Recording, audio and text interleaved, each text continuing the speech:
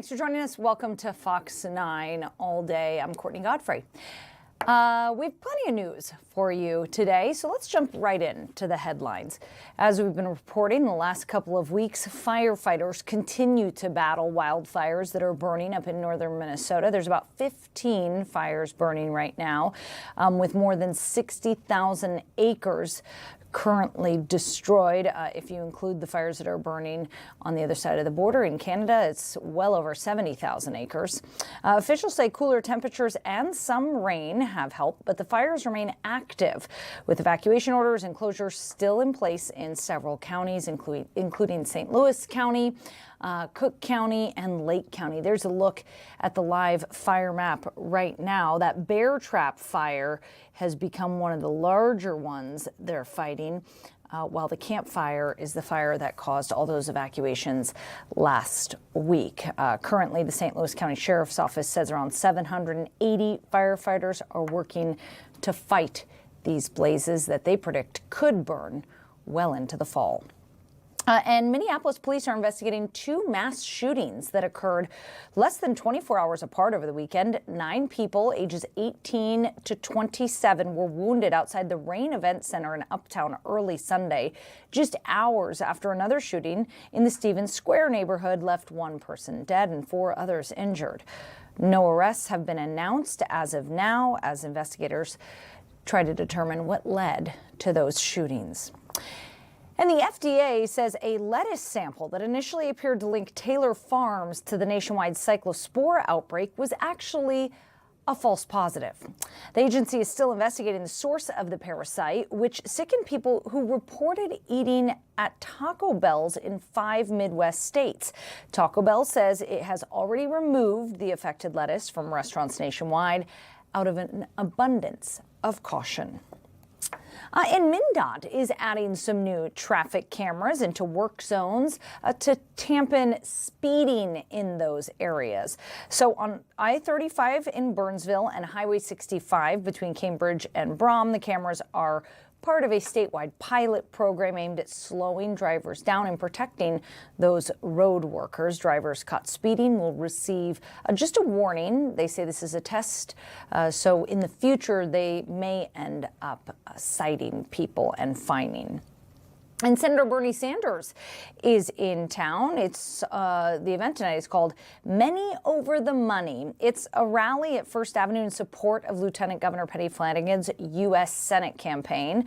He will be joined by Congresswoman Ilhan Omar and Attorney General Keith Ellison as Democrats make their final push ahead of the August primary.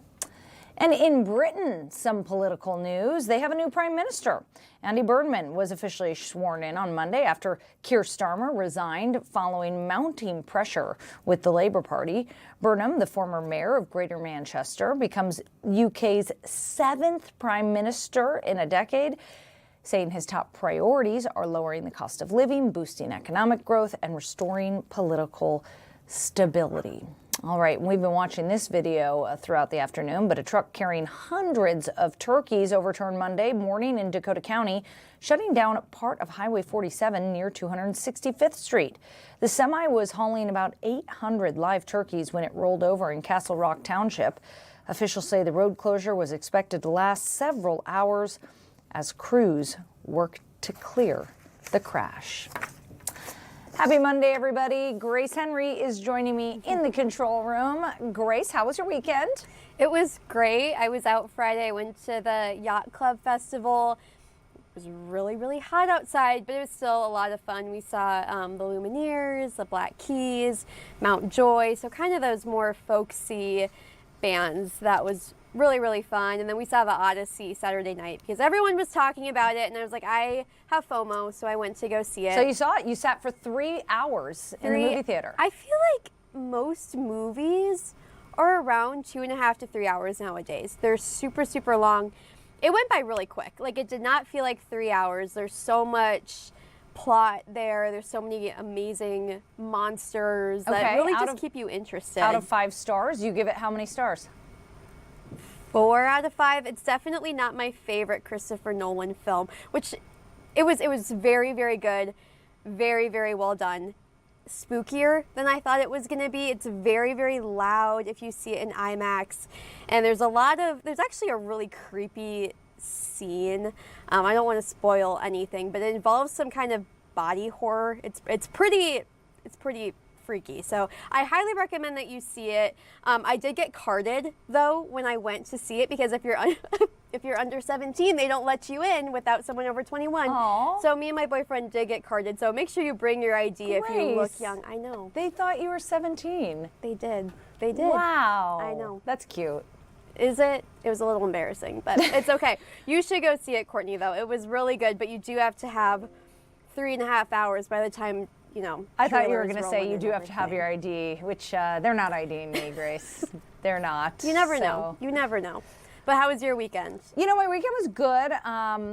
We golfed a lot. We had a family golf trip. And then last night I said goodbye to one of my best friends, one of my first friends that I made here in Minnesota. They're moving to Texas. So we had a party last night with a bunch of friends to say goodbye. And it's sad, but I'm happy for them. So, and then Monday has just turned into the most Monday of Mondays because I spilled my lunch all over my lap while driving back from the restaurant. So And half of it is still in your car, if that right? that's right. What do you call the crack in between the seat and the middle console? Like the abyss? crevice? Yeah, I don't know. know. It's the abyss. Well, there's a lot of tofu, spinach, and quinoa in that crack, Oh, and it is about 90 degrees outside. yep. So That's going to be nice to go into at the end of the workday today. I cannot wait to get Yeah. back in my car at the end of the day, and it smells like hot gazpacho. Delish. Well, you know, it is Monday, and we have about 3 hours left of our workday, and it's going to be was- great. The remaining 3 hours is going to be fantastic. You know, It's I gonna be have to great. blame myself a little bit, Grace, because I was so hungry I couldn't wait, and so I opened the container to take the slice of that's bread what out. happened. The Okay. truth comes out. Okay, here the we truth go. comes out. Yeah. To take the slice of bread out, I thought I'll just eat the bread on my way back because I'm starving, and I'll never do We've that again. all been there. We've all been there. Did you spill any dressing though? No dressing? Thank God, no. No, okay. And That you know makes what? all the difference. I have 2 little kids. My car is so gross Mm. already.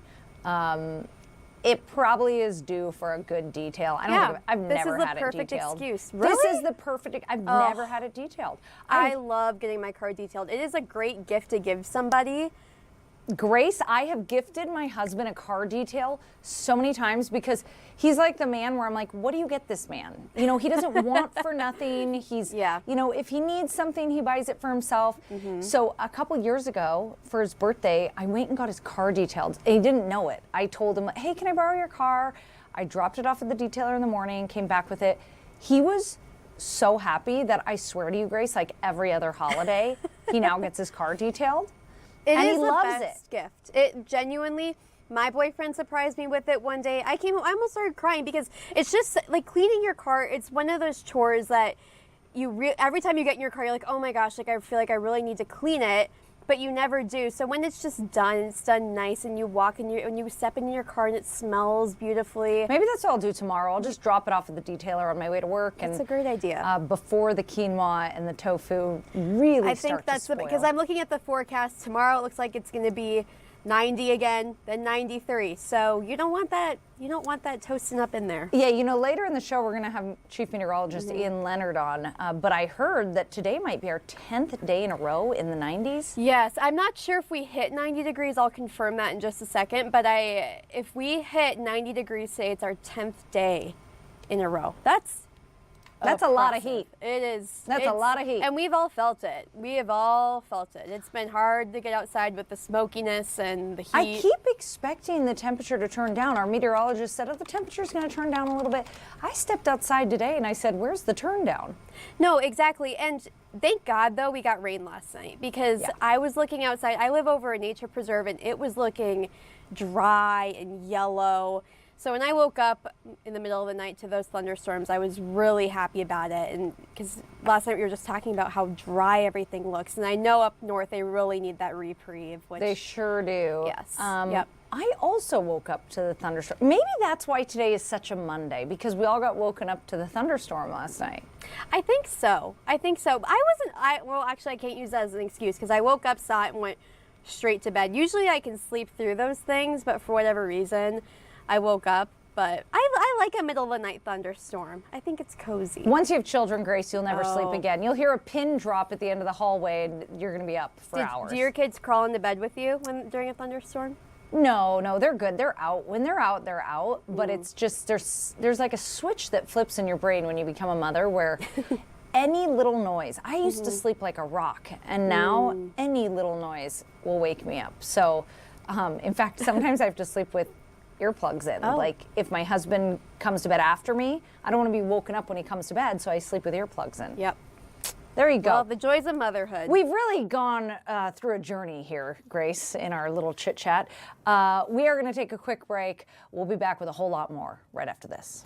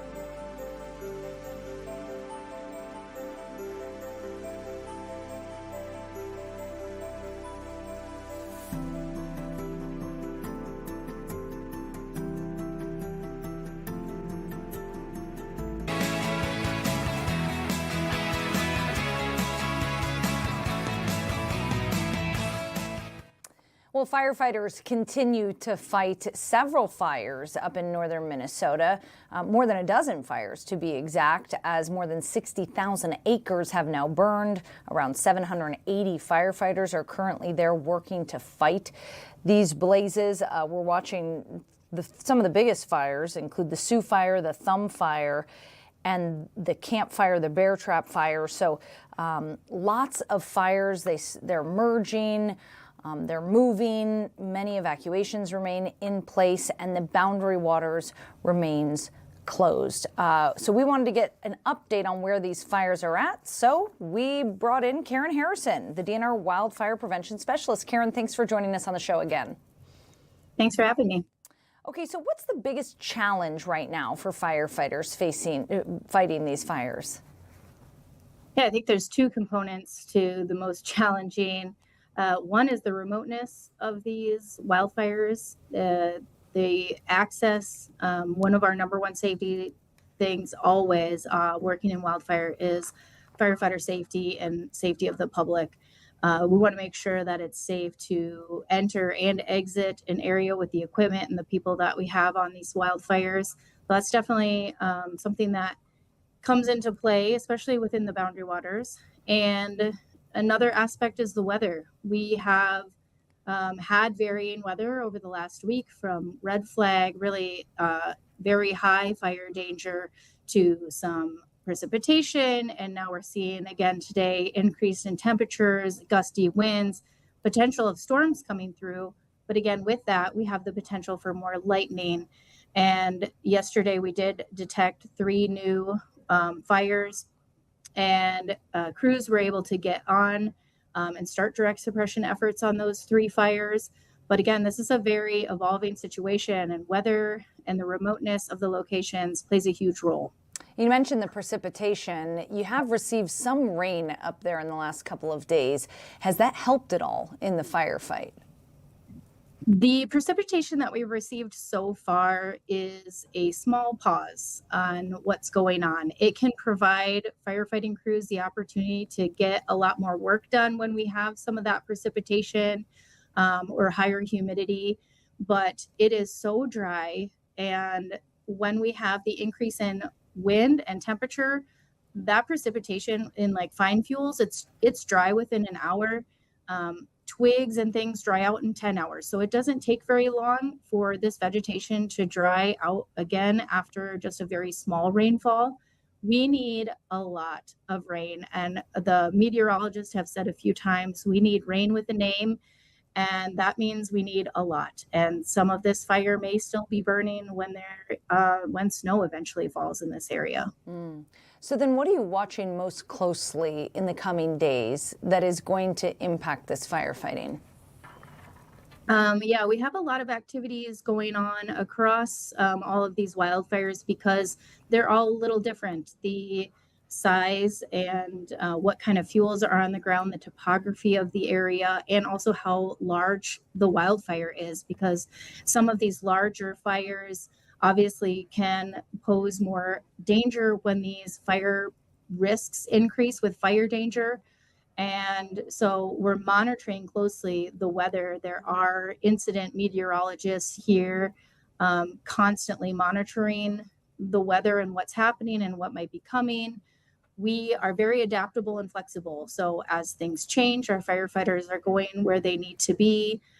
There's a lot of structure protection happening right now. So they are out assessing where are properties, what do they need, and starting to put in some implementations for doing structure protection like sprinkler systems or having hose lays available to do structure protection when necessary. So there's a lot of active direct suppression on the wildfires, as well as preparing for any necessary work for things that are what we call values at risk, which include property, infrastructure like power, and the public. So that's where the evacuations also come into play. So really strongly encourage people to be looking at their county's GIS evacuation map to see if they're in ready or set, sign up for notifications so they can get the go if that comes into play, because sometimes when these fires move fast, there isn't an opportunity to go ready and then set and then go. It's a go. So people in the area should get prepared, create a go bag, have your stuff, ready if you're really, if you're close and nearby these. Have you lost any structures? Do we know of homes or cabins that have been lost? I'm not aware of any right now. I believe the Superior National Forest said there may have been some structures that were their buildings. I do not have information on specifics related to that. And when evacuation orders are given, what do you guys take into account before you issue those? Yeah, so the county emergency management teams, in close coordination with the county sheriffs, they're the ones who implement the ready, set, go evacuations. There are a number of things that they consider when they're doing that. For example, people living with only one access road in and out, or proximity, obviously, to fire and models of predictions of where those fires may move based on conditions. All sorts of kind of factors go into that, and making sure that they can do the best they can to get people to know to be prepared before something happens. But there's a lot of, different kind of factors that play into it. Is there anything that you advise homeowners, cabin owners to do to help when fires may be near? I mean, should they turn the sprinkler on? Should they dig a ditch? What should they be doing? If you can see a wildfire, please leave. Get to a safe location, call 911. Please do not try to stay behind and fight the wildfires. Even smoke can be deadly, and we don't want anyone to have a wildfire become a life-altering event. Let the professionals who have the right protective gear be there, and be the ones to fight that fire. Beforehand, those who have time to prepare, make sure your water is on so firefighters can have access to your hoses if needed. There's a lot of small things. The Minnesota Firewise program is a great place to get information on different steps to reduce risk. Often houses are caught on fire from embers that are traveling away from a wildfire, not from direct contact with a wildfire. So removing any possible things that can ignite is a good idea. So cleaning out your gutters. If you have a wood pile, move that 30 feet away from your home. Clean under your porch. So there's that reducing the amount of vegetation that's available for a fire to start right by your property. Great advice. The boundary waters, the closure of the boundary waters was extended. Is there any sense of when that may be lifted and campers can return to the boundary waters? I know the Superior National Forest is reassessing every 4 days. So they have a system in place for when a closure happens, how they make those determinations. And I would say as of right now, these fires have huge footprints, the one that are in and around the boundary waters. So it's hard to say for certain. We know there's going to be fire on the landscape for a long time. We're going to be dealing with this. This is not a short-term wildfire event.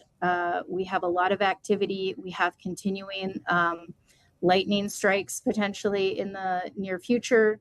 And so while I can't give a date, I would say that it's likely to continue for a while here. Now, I know with their assessments, they'll determine if there's areas that can be reopened as things change in terms of where that fire activity is happening and where there's been a reduction in, the risk of being what we would call in the black, or where an area has burned. We know that smoke and wind was making firefighting efforts challenging there for a while. Has there been any improvement in the smoke cover, and has that helped firefighters? Yes. So especially, in Minnesota, we often talk about how lucky we are because we have a lot of water resources available, and aircraft as well as on the ground direct suppression is a great combination in order to get at, putting some of these fires out and making sure that they are not continuing to move forward and get more acreage. When there is low visibility, aircraft is not able to fly. They need a minimum of 2 miles of visibility. And so when there are smoke impacts or other impacts that, to that visibility, they aren't able to get up and do work on the wildfires. In the boundary waters in particular, that comes into play because primarily that's the main source of direct suppression right now because of the remoteness of that and the safety to firefighters on the ground, if they were considering that. So it definitely plays into that, as well as other things. We use aircraft for detections, for monitoring, and as well as for getting infrared data for our mapping and acres. Officials continue to ask people not to fly their drones in the firefighting area. What are you guys up against? I mean, people are flying their personal drones in these zones? There have been a couple of instances of people flying drones, and it is against the law to fly drones that impact wildfire suppression activity, as well as in any no-fly zones. We do have no-fly zones in place over the Chubb fire, and I believe over That's kind of the area where I am right now, but I believe there's also a no-fly zone.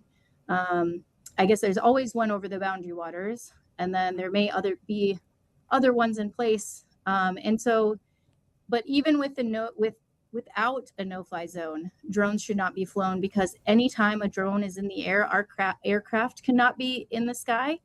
It can impact with the aircraft. It can be a potential safety hazard to the firefighters that are on the ground underneath those drones and aircraft. And so a huge safety factor.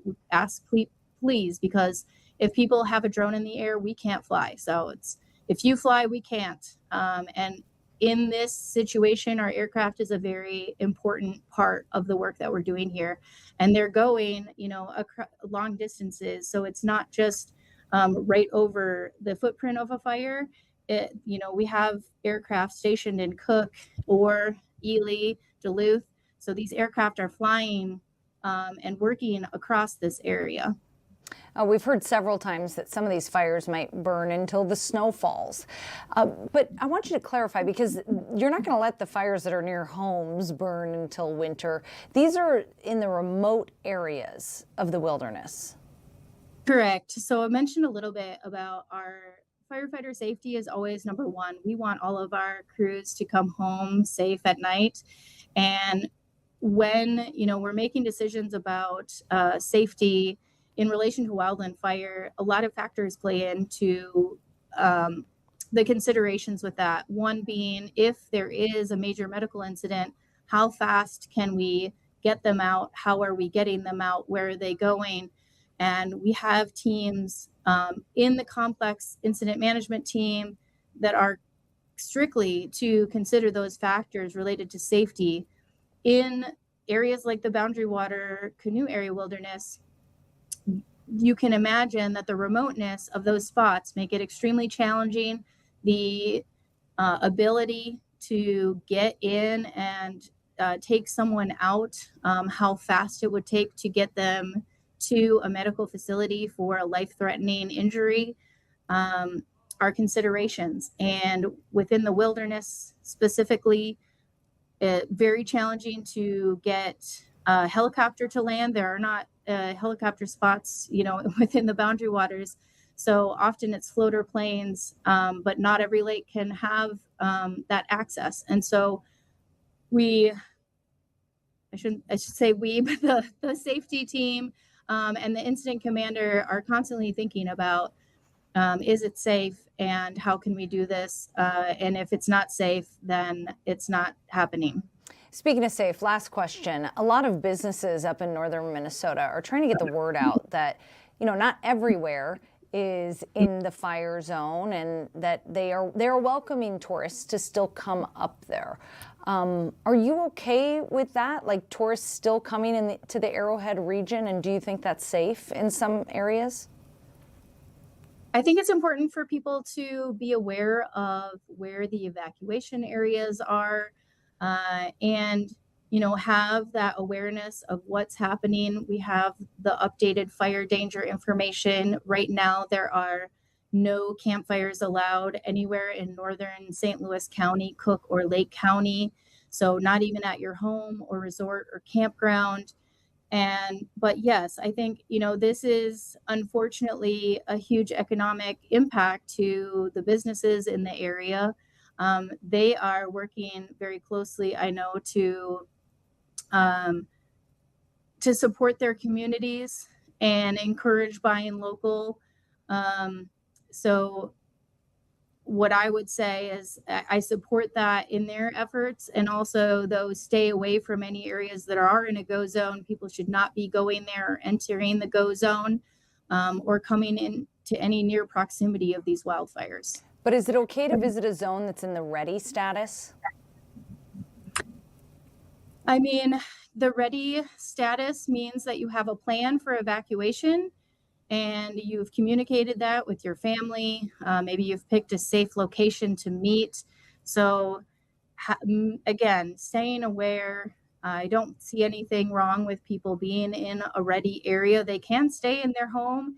They can be at their hotels in those areas, but they just need to be able to have a plan and know that they might need to evacuate if something changes. All right, great information. And again, like Karen said, you can sign up for notifications if you live in northern Minnesota so that you know exactly when it's time to go. Karen Harrison, DNR Wildlife Prevention Specialist, I so appreciate you joining the show again today. Thanks for having me. All right. We are going to take a quick break, but we'll be back after this.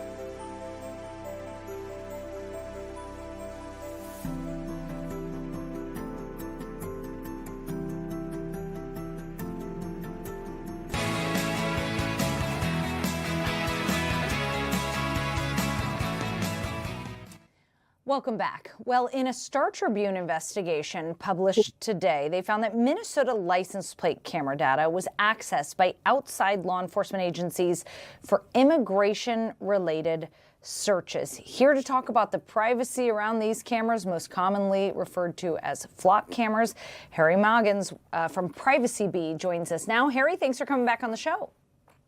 Thank you. So we've talked about this a lot here, these flock cameras. What's your biggest concern when it comes to privacy? That's a very loaded question. So there's a lot of concerns, right? At the end of the day, these cameras are, you have tens of thousands, I think it's 60 or 80,000 cameras around the country capturing your license plate and details about your car. There's a flock product called Flock Nova, where they connect that car data to data broker information to pull down your name, your address, your hobbies, all kinds of behavioral data about what you're researching online, and a lot of other scary information. And obviously, as it's breaking in the news right now, this camera surveillance network is being accessed by ICE, and they're using it for immigration-related searches, which opens a whole can of worms of privacy compliance. All right, so this Star Tribune report found that about 30 state, county, and federal agencies here in Minnesota searched license plate data in at least 8 Twin City suburbs for immigration enforcement just between November and March. Are they allowed to do this? So if a city puts in flock cameras, is ICE allowed to access that information, and can a city opt out? Yes and no. So Flock has a public stance that they do not work with ICE. And that is true on the surface level. What they're not telling you is Flock works with all kinds of different police departments. And when you have any kind of law enforcement contract with Flock, it gives them access to that network. What it doesn't do is restrict their sharing with other jurisdictions or with the federal level in certain cases.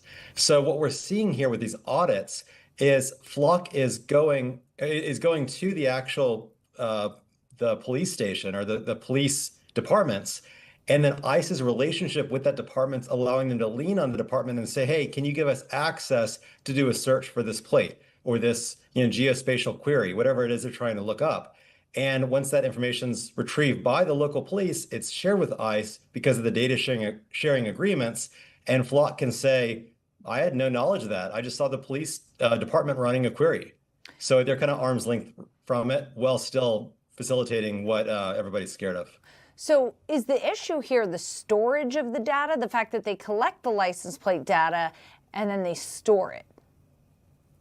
It's storage is a concern. The bigger concern is the interconnected nature of this surveillance network, right? What's happening here is they're able to tie together so many data points, and they're selling this data so freely without the guardrails in place that they send it to a police precinct, and they're not saying you can't use it for anything outside of crimes in your jurisdiction, or you can't share it with others. It's a private company selling a contract to the police. So that's what's piqued the interest of lawmakers, of finding ways to create these guardrails and restrict where the data is being used and how. Because the positive side, Flock is catching some criminals. There are some good case studies coming out of it. But in my personal opinion, I don't believe it's worth the egregious privacy violations that are accompanying this new technology. So Flock says it does not work directly with ICE, and DHS says it doesn't have a contract with Flock. So how are they getting this info? They're just doing it through the local police departments that do have accounts?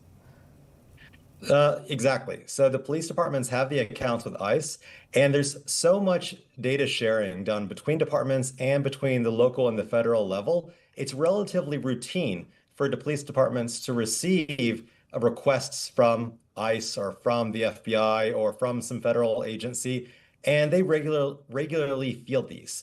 In the audit that went through, a large percentage of the local police-run searches were done through these local federal sharing agreements.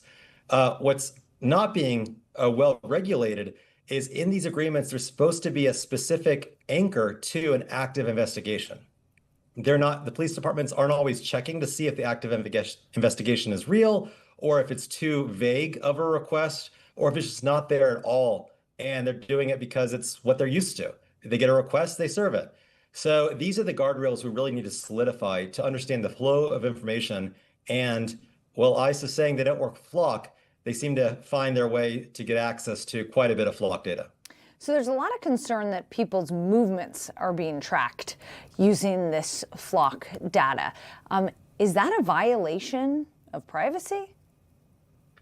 I think it's a violation of human rights. Unfortunately, in the US, there is no national privacy law, so it gets a little bit fuzzy and gray. The reality is it's not just tracking your car and the position. They have so many cameras. Again, I believe it's 80,000 across the country with a high concentration in certain states, like Minneapolis is a pretty high concentration of these Flock cameras. When you have that many data points coming in, Flock's able to piece together not just simple point in time data like you're on this road at 12:03 p.m., but they can create a timeline. They can see what church you go to on Sunday. They can see what friend's house you're driving to. They can see your work habits of when you leave for work, when you're coming home. They can map this out to create a pretty invasive dossier on your lifestyle and your habits. And then when they combine that with Flock Nova, they know not just the car's habits, but the person, the family, the household. And they know immigration status in a lot of cases. They know your sexual proclivities, your sexual orientation. They know your what grocery store you shop at, if it's Kroger or Publix or whatnot. They know so much about an individual. If it's used in the pursuit of catching criminals, it's a great story. But the reality is the privacy is completely unguarded. There is no guardrails right now at all.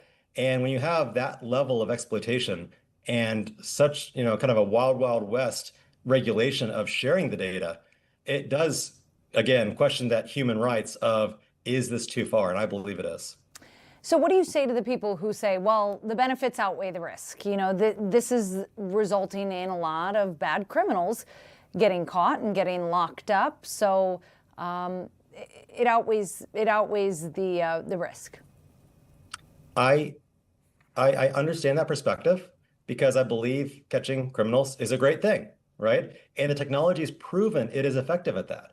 The conversation should not be, is it good at solving crime? The conversation should be, is there sufficient guardrails to protect those not involved in the crime, to protect the innocent individuals who have no connection to the active case they're working?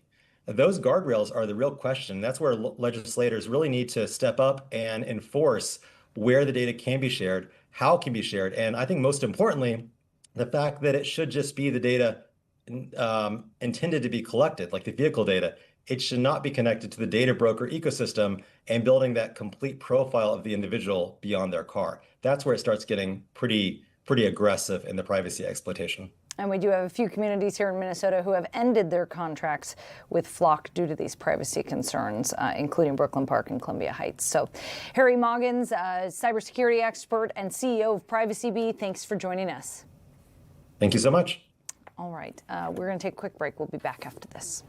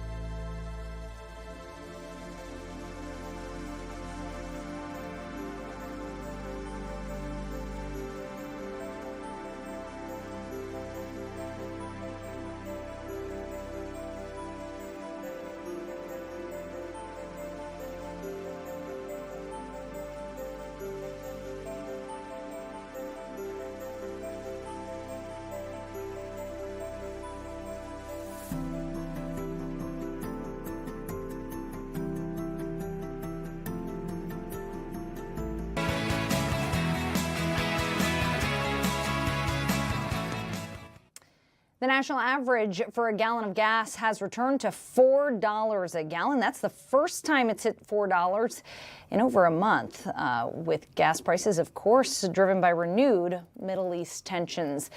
Here to break it all down for us is James Coleman, the University of Minnesota law professor, who also goes by Energy Law Prof on X and YouTube. James, thanks for joining me. Thanks. It's great to talk with you. All right, so when we see gas prices hit $4 nationally, what does that tell you? Well, it tells us that markets continue to be tight, and it's not just oil markets, but it's really markets for all the fuels that we actually use across the globe, whether it's diesel for long-distance trucking or gasoline. And so obviously, it's the higher they get, the more impact they have on the economy and all of us every time we show up to the pump. Oil prices have surged more than 20% in the past 2 weeks. Is that a lot? Well, it is. And so basically, you have your prices $4 for gasoline, $5 for diesel. And yes, they're substantially higher than they were last year. They're still not, at all-time highs, but they're up a lot. And one thing, I think because they're on those big numbers that we all drive past, there's a lot more attention to the changes in fuel prices, and there might be to changes in prices of some other commodities. So somebody who also watches electricity markets, I mean, they can go from zero to sky high overnight. That they go all over the place. But because gasoline is something that we all have to think about the price all the time, every time we fill up, I think it really hurts when you see those prices rise that much. When we see crude oil priced at more than $80 a barrel, where is the ceiling? I mean, where is the breaking point?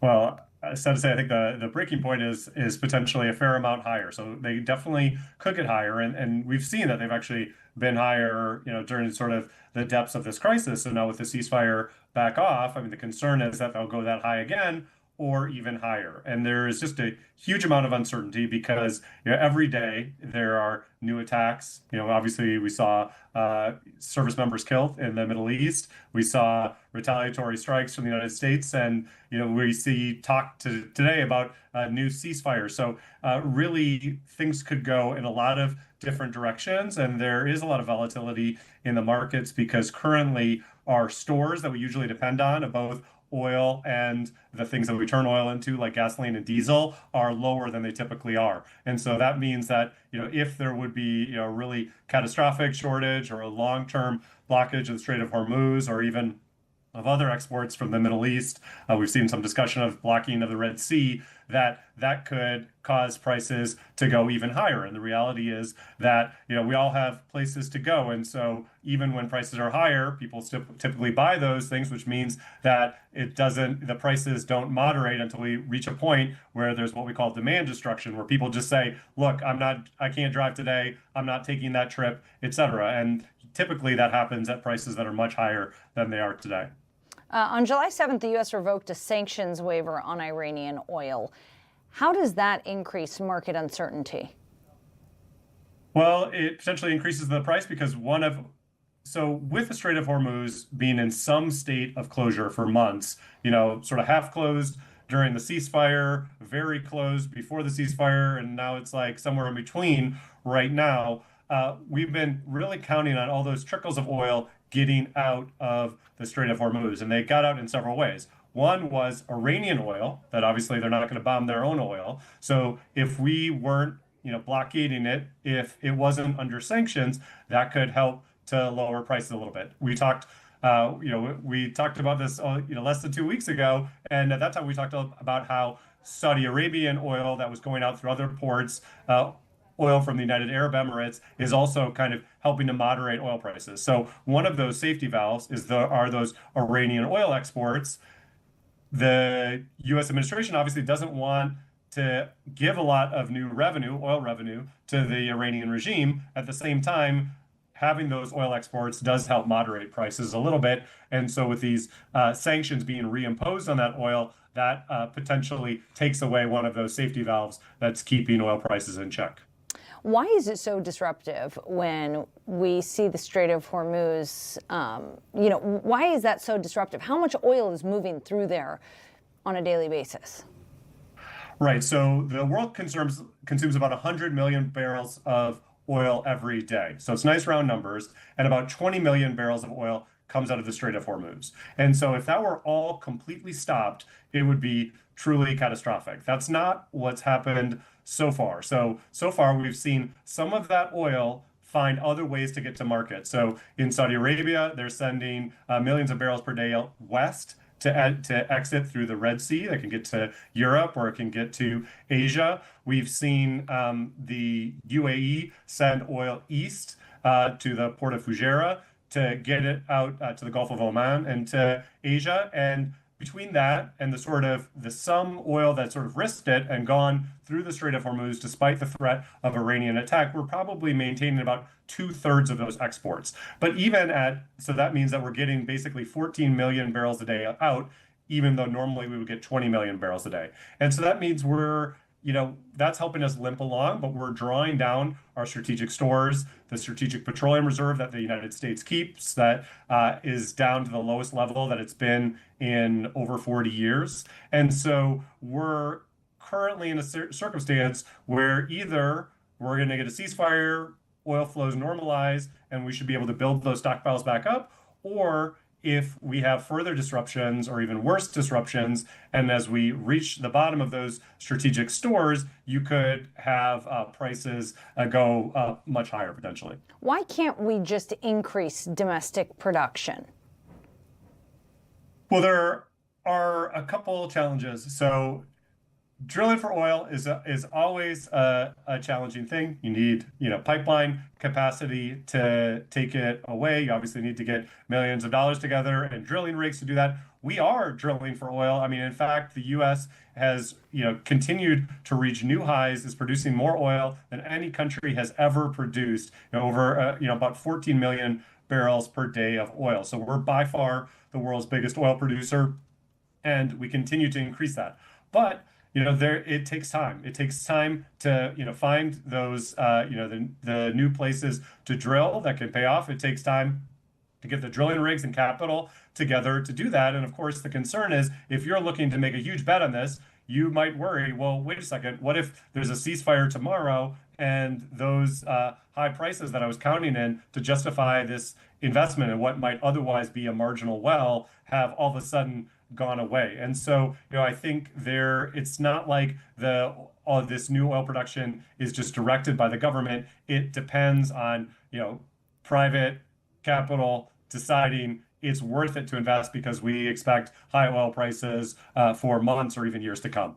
Well, we know the Iran war is impacting gas prices, but I'm also reading that the Russia-Ukraine conflict is impacting crude oil prices. Can you explain how they get involved? Yeah, it's a couple ways, and I think it's important to distinguish between crude oil, the stuff that comes out of the ground and we turn into these. The second thing, valuable commodities like diesel and gasoline. So yes, the Russia-Ukraine conflict has had some impact on oil prices, and it really has since it started, because Russia is an important oil exporter. But in recent months, the bigger impact has been on sort of diesel and gasoline supplies, because Russia, in addition to having all that crude oil, has refineries that take that crude oil and turn it into diesel and turn it into gasoline. And Ukraine has become very effective at knocking out those Russian refineries. And so as they've knocked out those Russian refineries, there are lots of countries around the world that used to buy their diesel and gasoline from Russia, and now they can't get diesel and gasoline from Russia anymore because Russia can barely provide its own citizens with diesel and gasoline. And so that has caused we've seen higher oil prices, but we've seen an even bigger run up in gasoline and diesel prices. And one of the big reasons for that is not only are there shortages of oil, but there's shortages of those refined fuels like diesel and gasoline that are caused in part by Russia not being able to export diesel and gasoline anymore. One of the places that is, doing the best in terms of refining that gasoline and diesel and shipping it to the places that needs it is the United States. And so that's really beneficial for our refineries, for our infrastructure, for our oil industry. But of course, when we export to the places that desperately need those fuels, that does tend to raise prices here in the United States. And, as we've talked about, oil markets around the globe, including markets for refined products like gasoline and diesel, are globally connected. So even when there are problems in the Middle East or in Russia and Ukraine, that eventually shows up at the pump here in Minnesota. And petroleum's used to make way more than just gasoline and diesel. It's in more products than most people probably realize. Have we already seen, we see inflation and prices rising, but have you already seen a connection between petroleum costs and various products, plastics, synthetic fabrics, all kinds of stuff rise as well?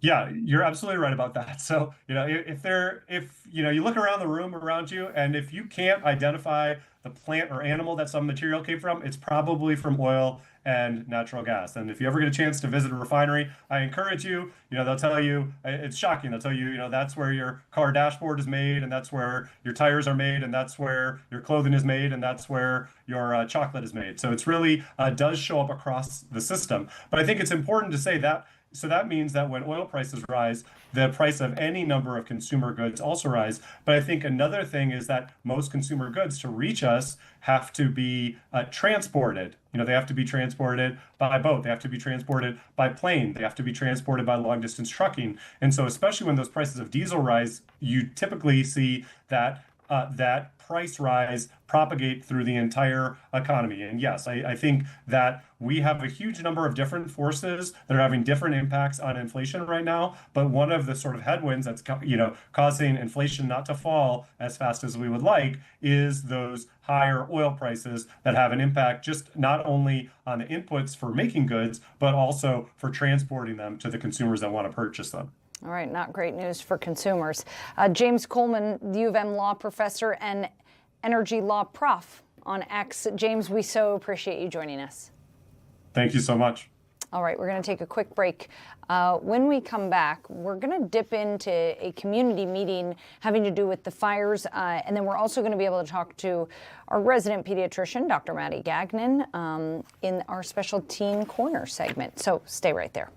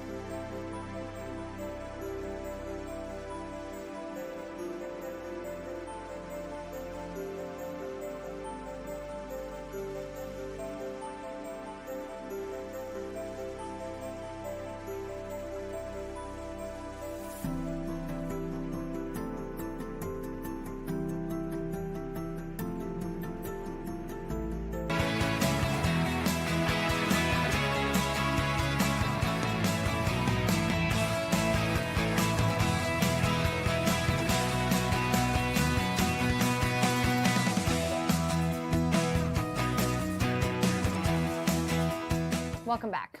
Well, talking about sex and consent with your teenager can be a really uncomfortable conversation. That's why we're bringing in the expert today. Dr. Madeline Gagnon joins us now. Maddie, a lot of parents do not want to reach this milestone of having to talk to their kids about it, but it has to happen. It has to happen, and I don't want it to be just confused with intimate relationships. In the era of digital media, social media, texting, and kids in middle school and high school all having phones or watches or access to digital recorded communication, that the topic of consent is so much more than dating and intimate relationships. But you're exactly right. Many, many parents aren't sure how to start it. And don't overcomplicate it. Because the number one mistake we've seen by preteens and teens is that they're assuming consent. So a lot of our preteens and teens don't know how to do this, and these conversations have to happen at home. Well, and their frontal lobe is not fully developed. No. So when is the right age? When should you approach that conversation with your kid? The sooner the better. So for sure by the era of middle school and absolutely by the teen years, because what we're teaching in the word consent is about healthy boundaries, how to have healthy relationships with people. So we may be talking about sharing information, adding a friend to a text chat, sharing clothes. It comes down to so much more about interpersonal relationships. So making sure that kids know how to ask and receive questions.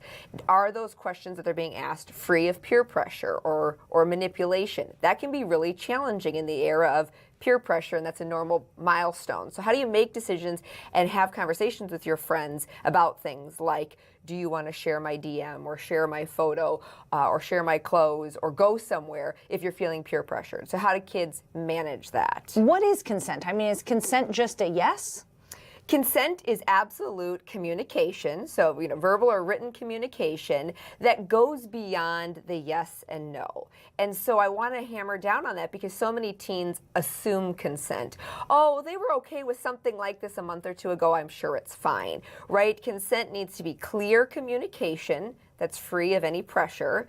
It needs to be ongoing. So just because someone said, yes, you may share my picture on Instagram today, doesn't mean that's the case in the future. It needs to be very specific. Just because you're giving consent to one thing doesn't mean you're giving consent to a related item. And it really needs to be a two-way conversation, written or verbal, that's not assumed and is not silent. Often, sometimes in kind of a hierarchical relation to friendship, there could be kind of an alpha and a beta to the friendship. Someone in the alpha position may ask the question, oh, hey, I'm going to reshare this, or I'm going to add you to this group thread, or share this embarrassing photo of you. And the person is in the beta position may feel silent, but that itself is not consent. And both parties need to understand that. And I think these are just nuances of the interpersonal relationships that can't be assumed that teens and preteens just naturally understand. Yeah, you keep bringing up social media. So I wonder how teens' relationship with intimacy and consent has changed in this social media digital generation. Well, a lot more can be recorded, video or digital imaging, and a lot more can be stated and shared, both between two parties or with other friend groups or on group platforms, group chats. So I think the tenets of consent, particularly around intimacy, remain the same, of teaching your kids how to ask these questions and how to answer these questions that feel right for them, their body, their choices, their images of how they want their life to go. But at the same point, recognizing that unlike when we, or at least I was a kid, this kind of consequential, discoverable platforms by way of texting or social media weren't there. And so we do find more and more situations, whether it's related to intimate relationship or friend relationships or bullying relationships, where things are being documented on social media or in text threads with many, many people on there, that can be challenging for teens. Oof. Is the conversation different when you're talking about a middle schooler versus a high schooler? I think the tenets of decision making need to be really consistent and the same. The examples that you may provide for your middle schooler may be different than your teenage child. For example, recognizing that drugs and alcohol can impair your ability or a friend's ability to give consent or ask consent. And that may be a more appropriate conversation for, a teenager or someone heading into college versus your sixth grader. So recognizing the examples of application may change, but I don't think the principles of clear communication, recognizing that it needs to be addressed on both sides, not assuming silence, recognizing that things can change just because someone said yes one day doesn't mean yes the next day, and that it doesn't apply to everything. Is important for all kids to understand. I want to talk about controlling and unhealthy relationships. What are the warning signs that your teen or someone that you love that's a teenager is in a controlling or unhealthy relationship? What should a parent look for? Certainly looking for signs or symptoms that your teen or child is presenting different, right? There's nobody that knows their kid often better than you do as the parent, and for many years. But if you're noticing both in an unhealthy friendship or intimate partner relationship that they're starting to act differently, that they're hiding their phone or technology, that they're changing how they dress, what they eat, how they sleep, where they're going, or their level of communication with you, can be dangerous and can be serious. And so you're right, that's where that consent has now probably been violated, and that's all coming under coercion or manipulation or control. And parents need to look out for that. And that can, as I said, I want to underscore this, I've seen this happen in a lot of friendships too, unhealthy friendships between kids of the same gender or a different gender. And I think these topics apply to everybody, regardless of gender.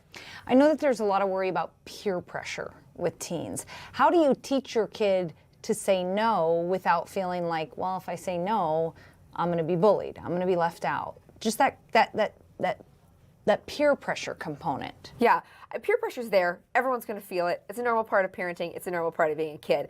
I think the real issues come down to, does whatever you're being pressured about change your core values, threaten your core values, threaten your safety? I mean, there are times where kids need to be less rigid, right? Maybe the peer pressure can actually be positive around sports or competition or academics or kind of stretching your wings and trying new things. So there also can be positive elements. But if they're finding that it's something that's threatening their well-being, that they're feeling threatens their safety, threatens what their parents have taught them. I've come back many times to say how parents kind of institute their family's core values really is an important silver lining in teens' brains that they're coming back to. And so helping teens know how to create space. I think maybe if they're feeling peer pressured for something that does make them feel unsafe, how to kind of take some step back and say, you know, I'm just going to create space. I'm not going to answer that right now. Let me think about that, just to create some distance from that decision. What's your advice to parents to create an environment where your kids will actually come to you and talk to you about these things?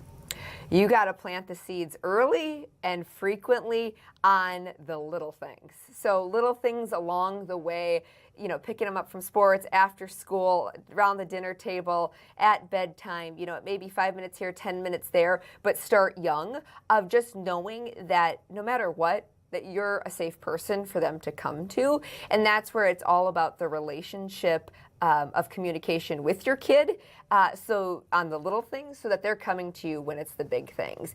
And good communication on your end, that sure, there may be consequences, but your safety is always paramount. I'd rather you call me about a bad decision if it's going to threaten your safety and not worry about the consequences. What about planting the seeds about consent when they're young? I mean, is there a way to teach consent, start teaching consent with your younger kids so that, you know, they have learned this early, they're ready for it when those intimate relationships start? Yes, absolutely. I think the tenets of what we're talking about, clear communication, asking more complex questions beyond just yes or no, but yes because or no because, having clear communication, not letting things gap with your elementary students or kids when they ask questions, understanding that just because I'm thinking of like a young elementary kid. Just because yes mean yes today, just because we can go to the pool today doesn't mean we can go to the pool tomorrow, you know, just in terms of basic interpersonal communication when parenting little kids. So I think weaving those communication tenets is really important, because that doesn't always happen in school. I think that's the other piece that parents think about,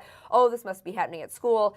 You know, health class, wherever, you know, they teach these kind of things. But the reality is school is set in a format that's still quite directive.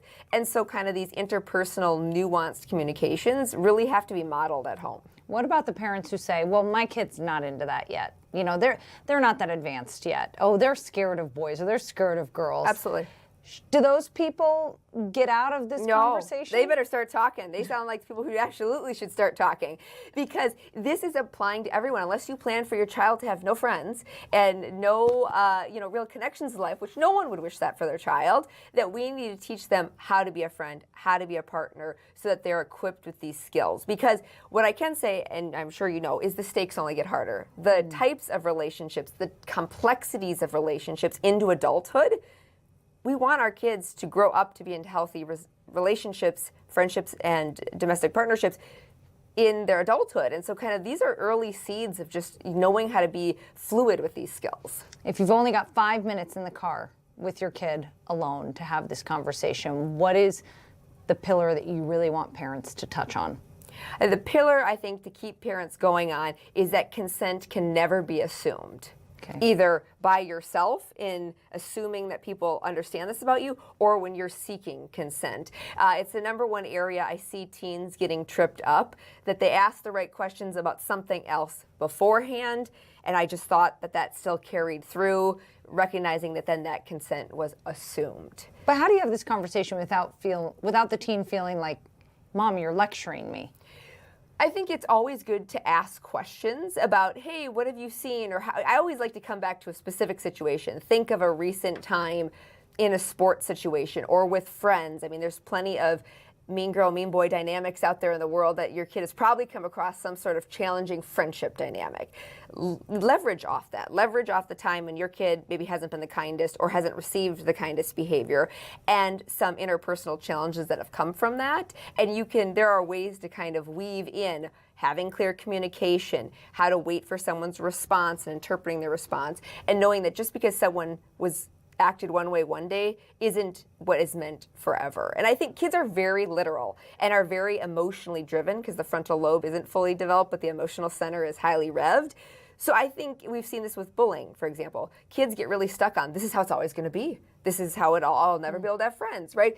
But that's not true. It's helping kids dissect the nuances of these relationships. Oh, it's so tough. It is so tough, but keep talking. Don't overcomplicate it. Starting somewhere is better than starting nowhere. And even if you don't feel like are they age appropriate? What are the right words? Silence will be a mistake here too for parents. So just jump in, start somewhere. Don't assume. Don't assume. Don't assume, right. There you go. All right. Dr. Madeline Gagnon, so grateful that you come in every week you. and tackle these topics with us, because I'm learning a lot myself as a mother. So Dr. Madeline Gagnon, on the issue of consent and intimate relationships with teens. We're going to take a quick break. We'll be back after this.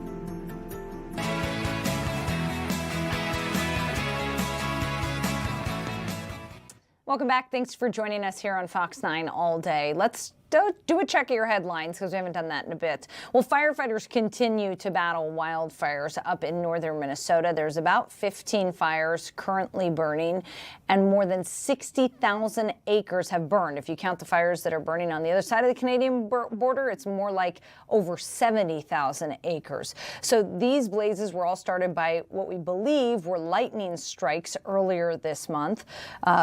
Officials say cooler temperatures and some rain over the weekend have helped in firefighting efforts, but these fires still remain very active as they've been dealing with some dry, hot conditions for quite a long time now. Evacuation orders are still in place.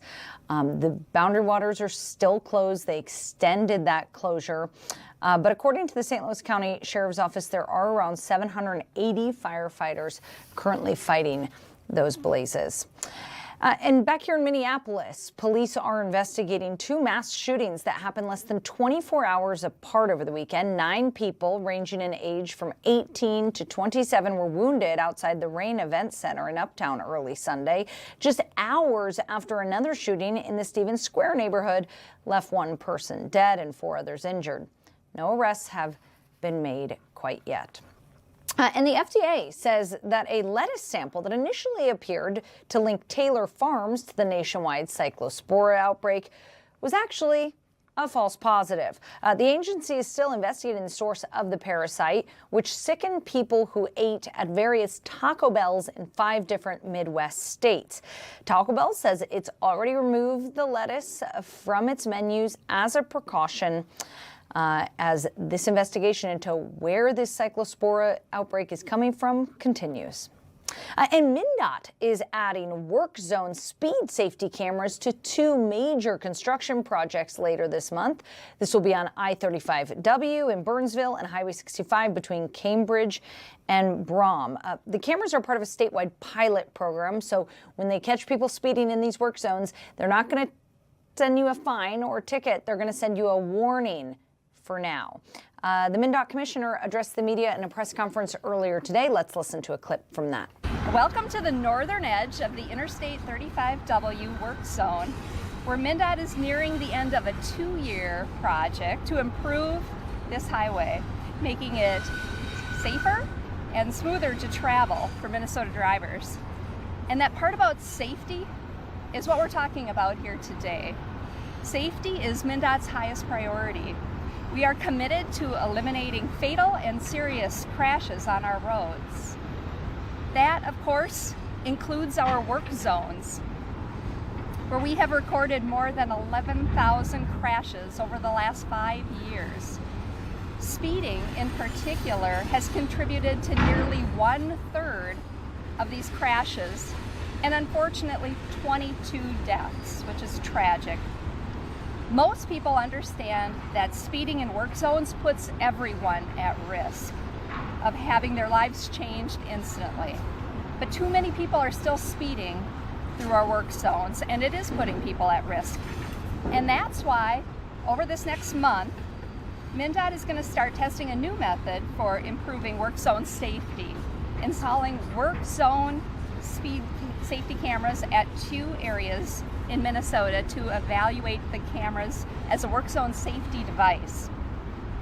Many other states have installed speed safety cameras on their roads and found them to be effective at reducing severe crashes, deaths, and serious injuries in the areas that they are installed. Our pilot program, authorized by the state legislature and signed into law by Governor Walz in 2024, will allow us to test what works in Minnesota for Minnesotans. Drivers will encounter speed safety cameras in 2 work zones, here on Interstate 35W in Burnsville and on Highway 65 between Cambridge and Bram. Drivers entering these 2 work zones will see orange signs alerting them when speed safety camera systems are in use and capturing images of drivers violating the speed limit. Vehicles traveling 10 miles an hour or more over the posted work zone speed limit will be recorded on cameras. Registered owners who violate the speed limit may receive warning letters and educational information about work zone safety in the mail. We are not issuing fines as a part of work zone speed safety cameras as part of this pilot project. The main goal this summer is to test the camera systems and their effectiveness as work zone safety devices.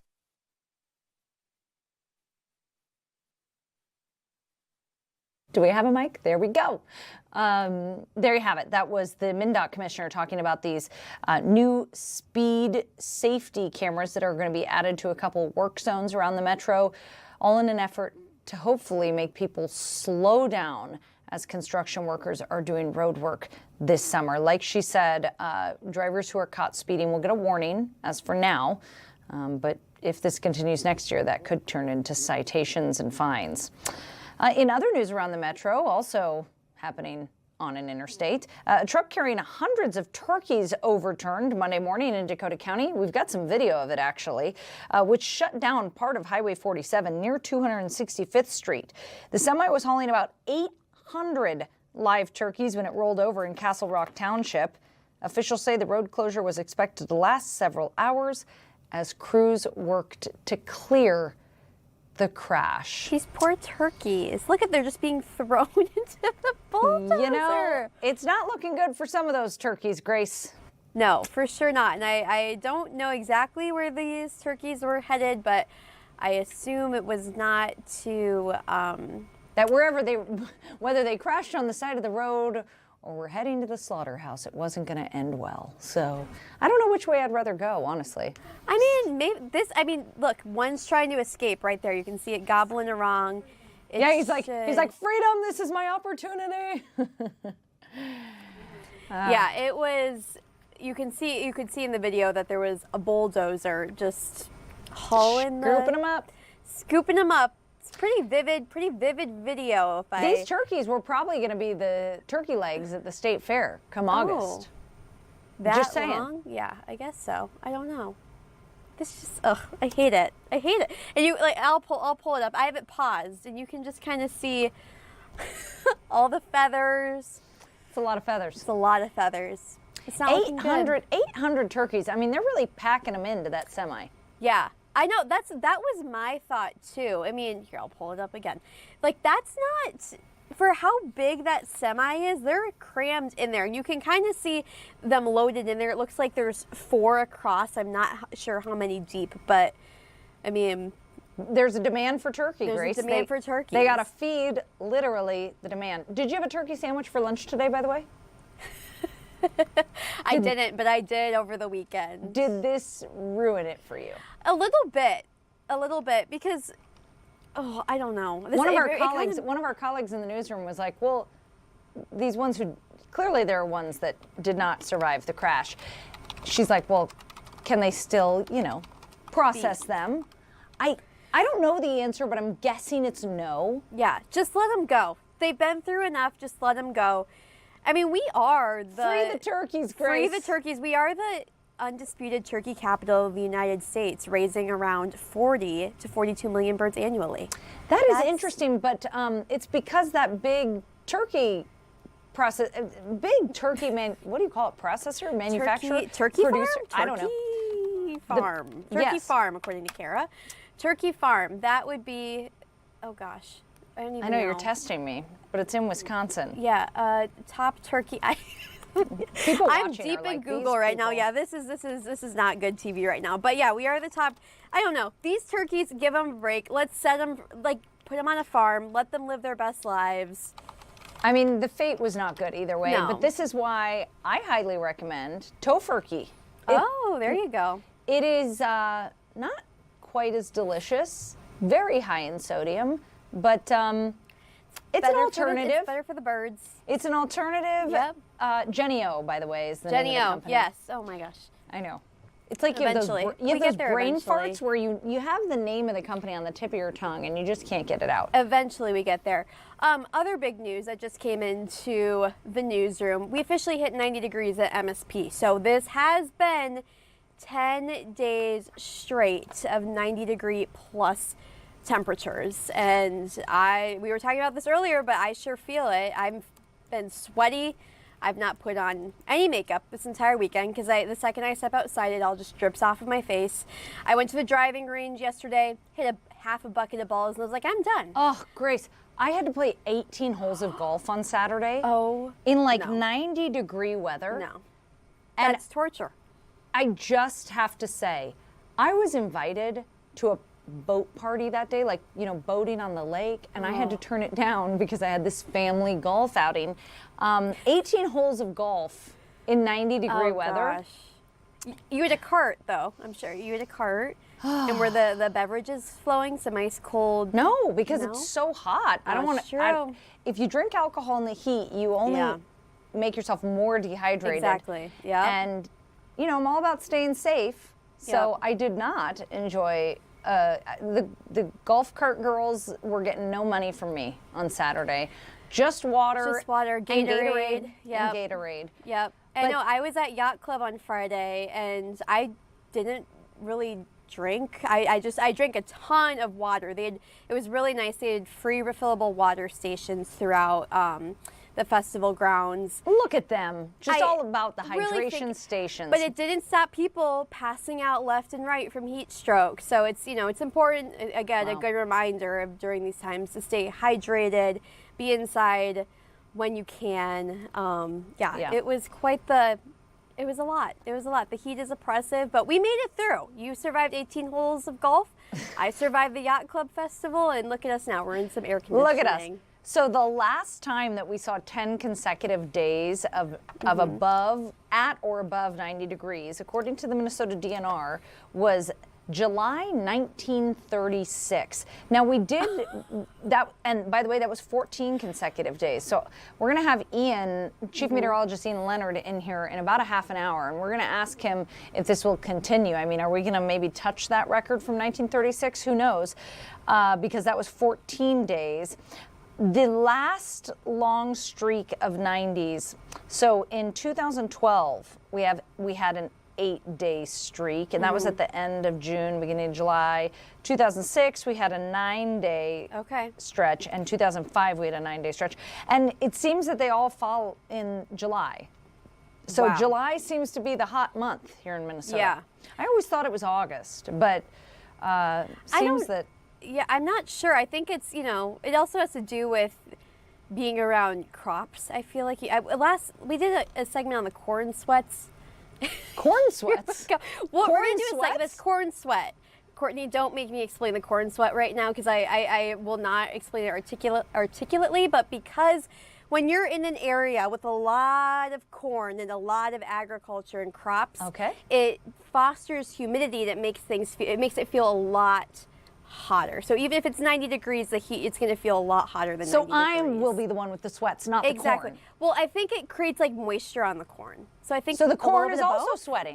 I think let's get an expert on this. I'm going to stop talking before I say something that's factually incorrect. But we.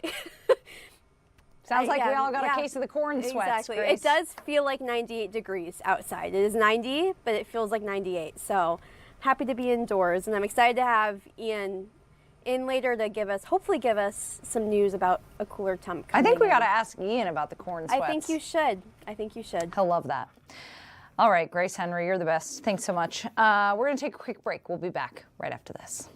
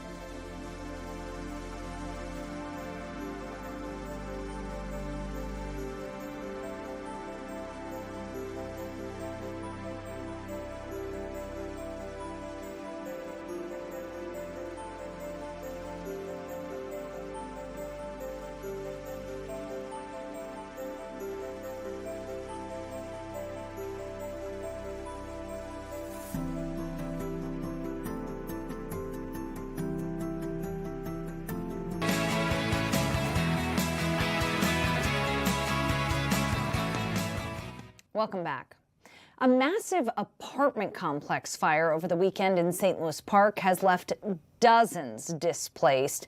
Flames tore through the Helix apartments Friday evening, damaging about 90 units. One person was taken to the hospital and 2 firefighters were treated for heat-related injuries.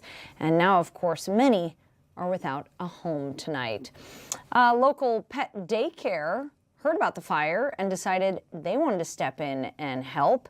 Caroline Cashman with the Pampered Pooch Playground joins me now. Caroline, thanks for joining me.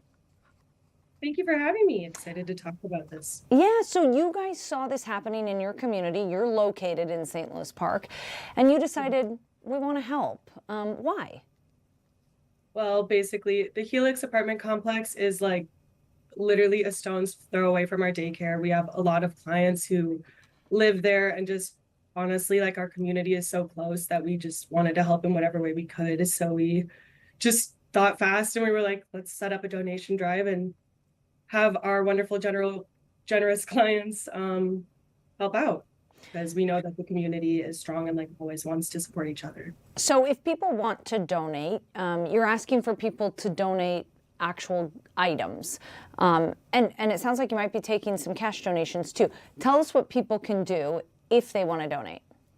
I don't know about cash donations, like how that would exactly work out, but as far as like items, we just kind of like wanted to be a place, since we are like open to the public and also just like have our lobby so close to them. We wanted to accept any items that people might be willing to donate for those who have lost so much. So they can just basically bring it into our lobby and place it. There's this big bin, it has a sign on it. Place it in there, and then we will coordinate taking that over to the apartment complex so they can distribute it to those who need it the most. What kind of items are you looking for? Just basically any like, non-perishable food items, pet supplies, I'm sure dog food, beds, leashes, collars, things like that. Probably clothes, just anything really that would make it easier for those who have been affected. Have you heard any stories about people, struggling because they now need to find somewhere to go with their pet, or maybe they can't find their pet? What are the stories that you're hearing from pet owners that lived in that apartment complex that made you guys want to step into action? Basically, just we do have a few clients who needed to board over the weekend just because obviously they were dealing with the effects of the fire. And so that was really scary.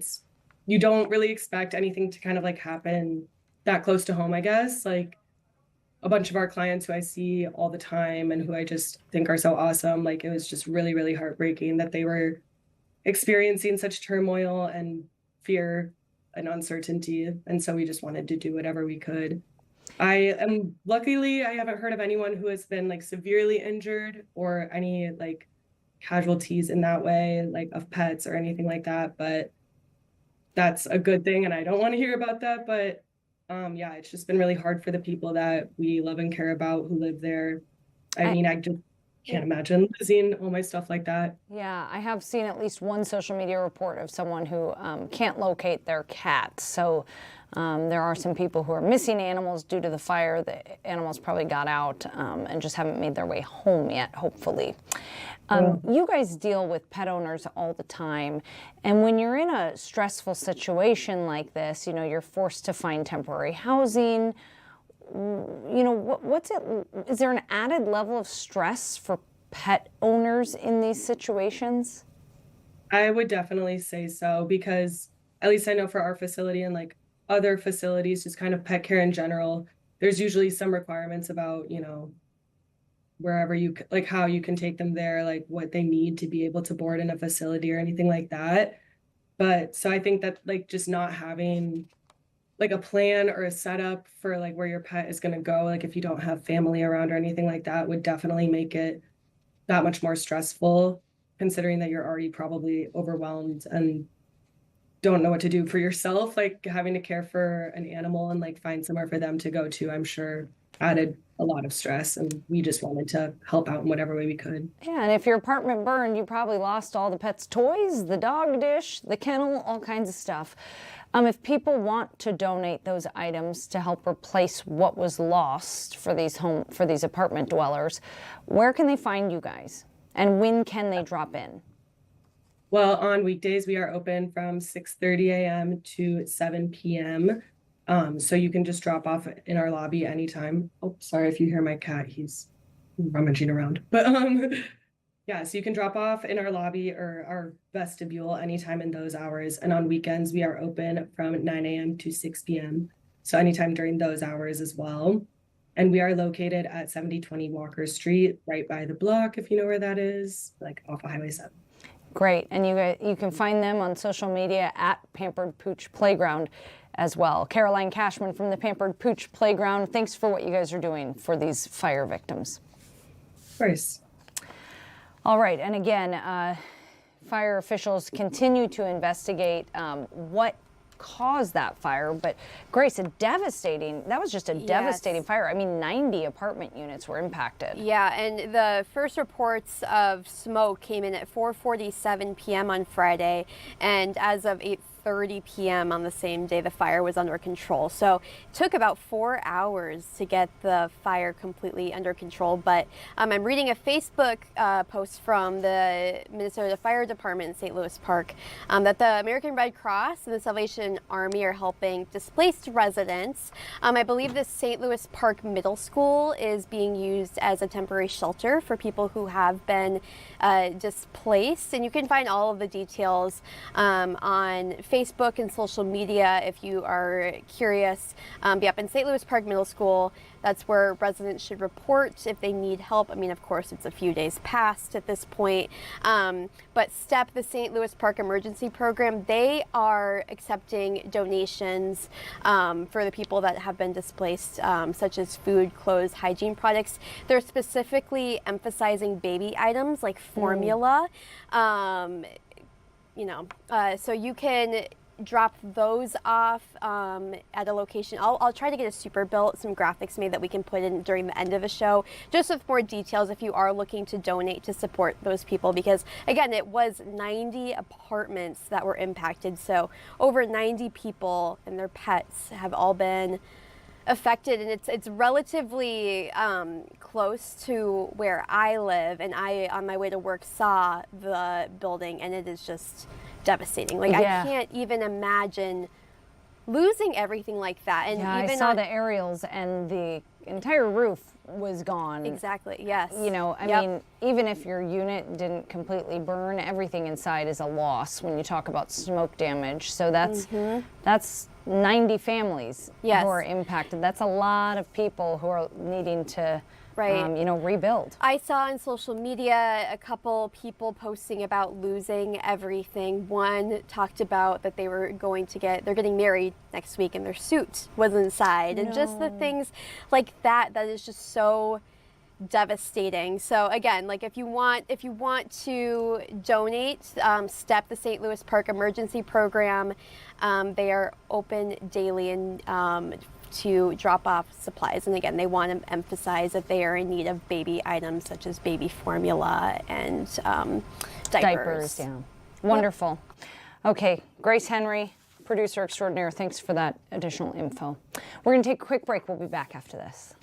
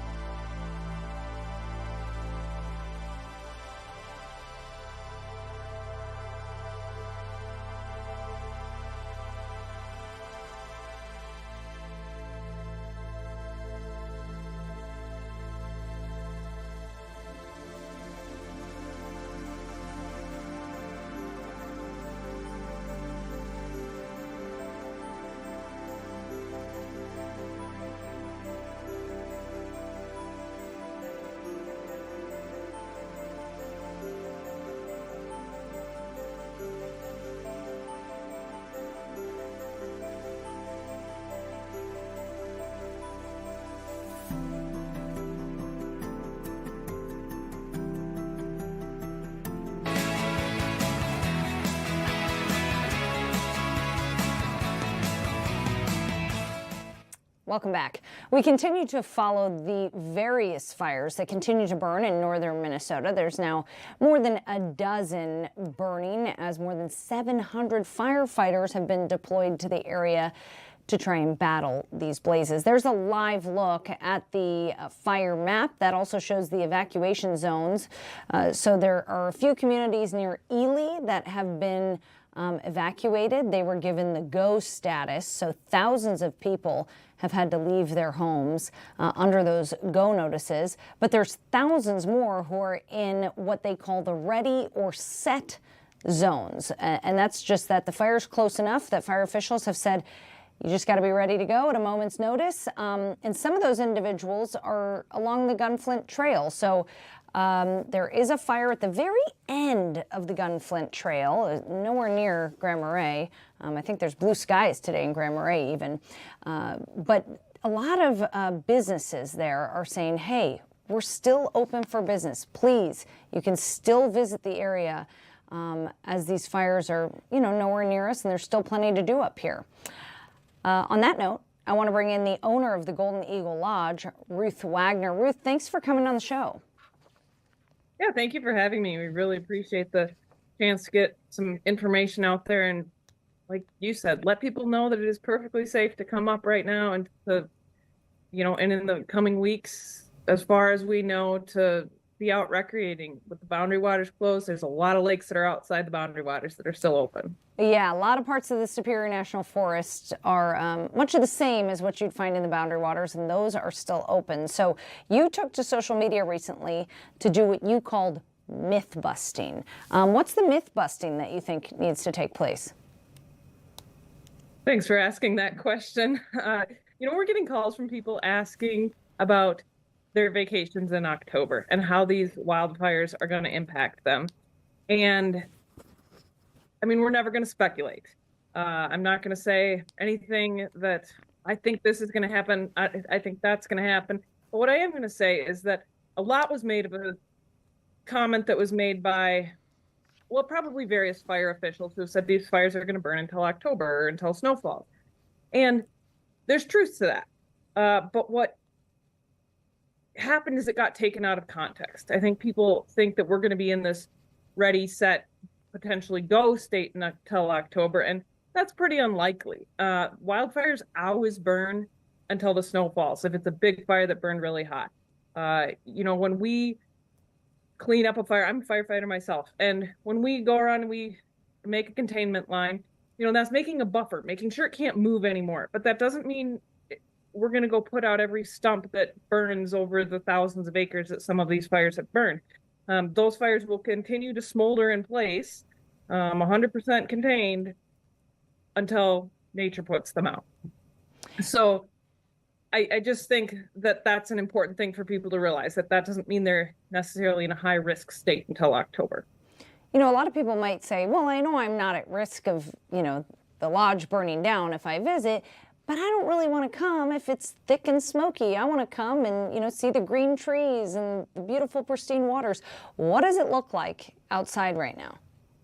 Well, I was actually hoping to be sitting outside because we have blue skies with a couple clouds scuttling across, and it's a beautiful day. Last night I took a picture of my dogs out jumping off the dock and just having the greatest time. There's maybe a slight haze in the air today from a little bit of smoke, but it's really nothing outside of the normal for fire season. We've gotten really accustomed to these fires burning up in Canada, and so it's pretty common to see a little bit of smoke. I will say that earlier in the week, it was kind of crazy. We had a lot of smoke, but that's really based on the way the wind blows, and how active some of those fires were earlier in the week. But with the rain we've gotten and the added humidity, I think the fires are probably a little less active. That's kind of the word I'm getting. But also, a lot of that smoke usually just goes right up and over us. So sometimes, I'll talk to my family and friends in the Twin Cities or out like by La Crosse, Wisconsin, and they have more smoke than we do. Right now, there's hardly anything for smoke. How is this impacting your bottom line? How detrimental is the news about the fires to your business that relies on this summer tourism? Yeah. I'm going to say, I'm going to use a disclaimer that it's really different for every business. We don't do a lot of outfitting. So the Boundary Waters closure has had a much smaller impact on us than a lot of other businesses. And for that, I am very grateful. That being said, we've been answering a lot of phone calls, and I've been spending a lot of time on our social media, on our Facebook, trying to do, like you said, the myth busting, just kind of educate the public on what some of these terms mean, so that people can feel like they can come up and visit safely. And I think a lot of times people think, well, of course they're going to say that, they want to make the money or whatever, but that's simply not true. I mean, we would never want somebody to come up and be in danger. But the other people, think people have called and asked, like, how much stuff do you have packed, if you get evacuated? And I'm like, nothing, literally nothing. That is how not worried I am right now. And I, like, you said, I live here. This is my home. This is my business. And I'm just not terribly worried beyond what I am in any other fire season right now. As far as preparedness, we always try to make sure to be prepared. So just getting that message of just kind of that calm out to people, and, for people to hopefully trust that, I don't know a business owner up here who would knowingly put anyone at risk. Mm-hmm. You said you do a lot of outfitting. A lot of people are, well, the Boundary Waters are closed, so not worth going up. Can people still come up and camp in Portage and enjoy the lakes and the wilderness? And how could you set them up for that without having access to the Boundary Waters? Yeah, that's a great question. Actually, we don't do a lot of outfitting. Okay. A lot of our neighbors do a lot of outfitting. So what we do here, we have 12 cabins. We have our own campground here on site with 9 sites, and we run 2 Forest Service campgrounds as well. And the Forest Service campgrounds in particular have been hit really hard by people canceling because they're concerned about smoke or safety or, any number of reasons, or the Boundary Waters being closed. But, the Gunflint Trail is a corridor. So any lake that's outside of the Boundary Waters can still be paddled right now.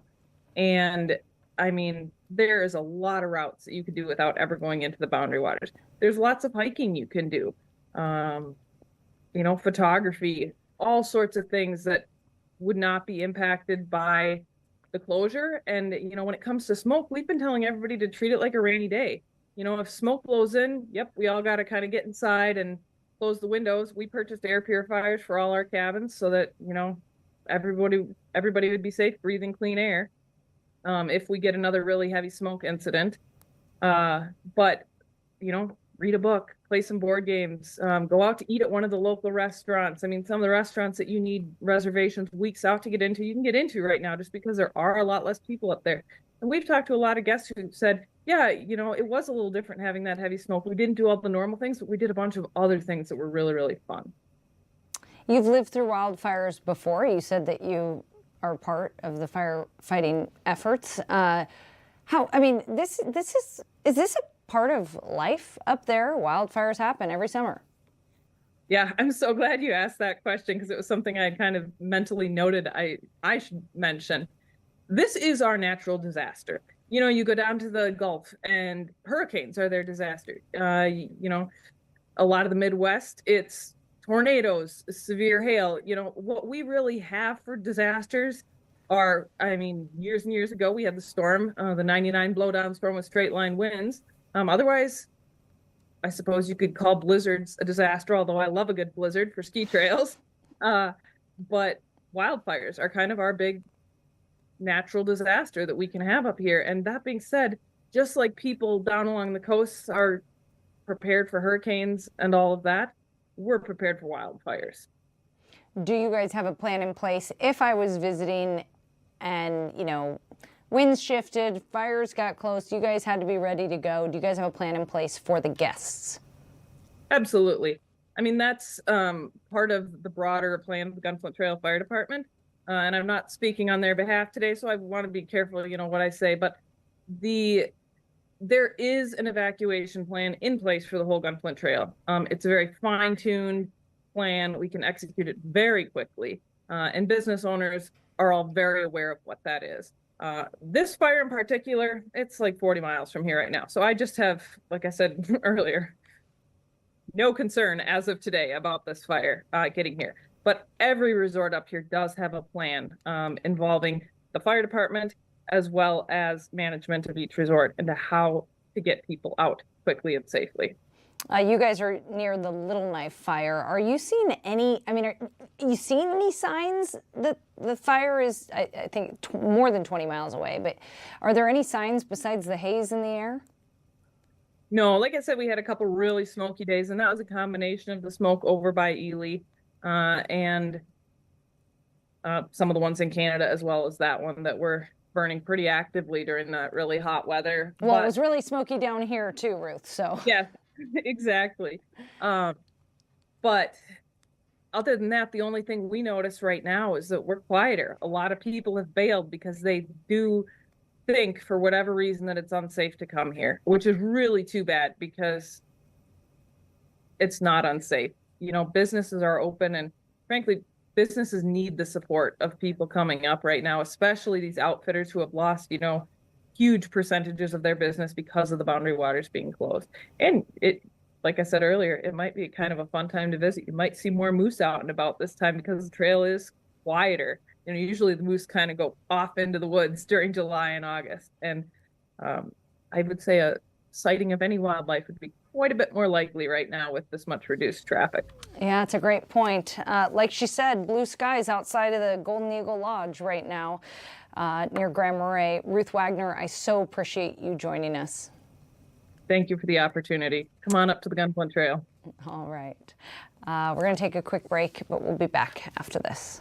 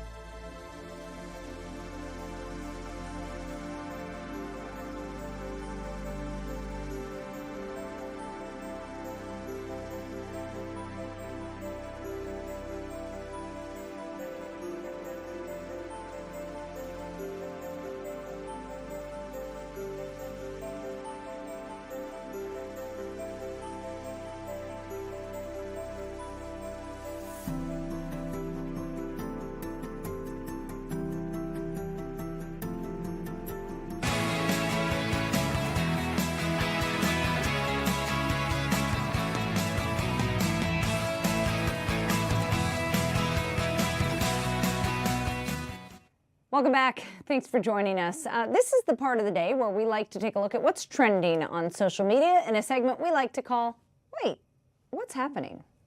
And in this first one that I've seen all over social media over the weekend, a FedEx driver got some necessary relief from the Georgia heat when he fell into a kiddie pool while making a delivery. Take a watch.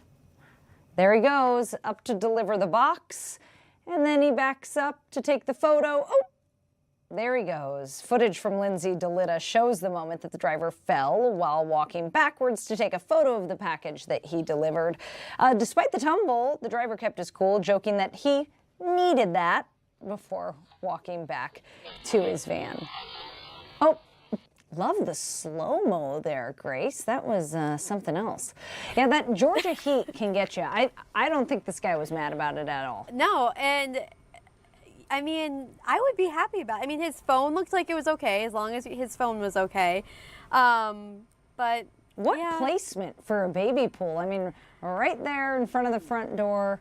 I do like it as a mom. It's like, you know, you got the pool right there, so I can be in the air conditioning watching you through the window. Well, I also don't know how much green space, I'm looking at the video, I don't know how much green space was in that front yard. But that looks nice. On a day like today, that would be actually kind of welcome. If I fell into a pool accidentally, that'd be a treat. Yeah, I like that he had a good attitude about it. He was very agile, can we say? I mean, yes.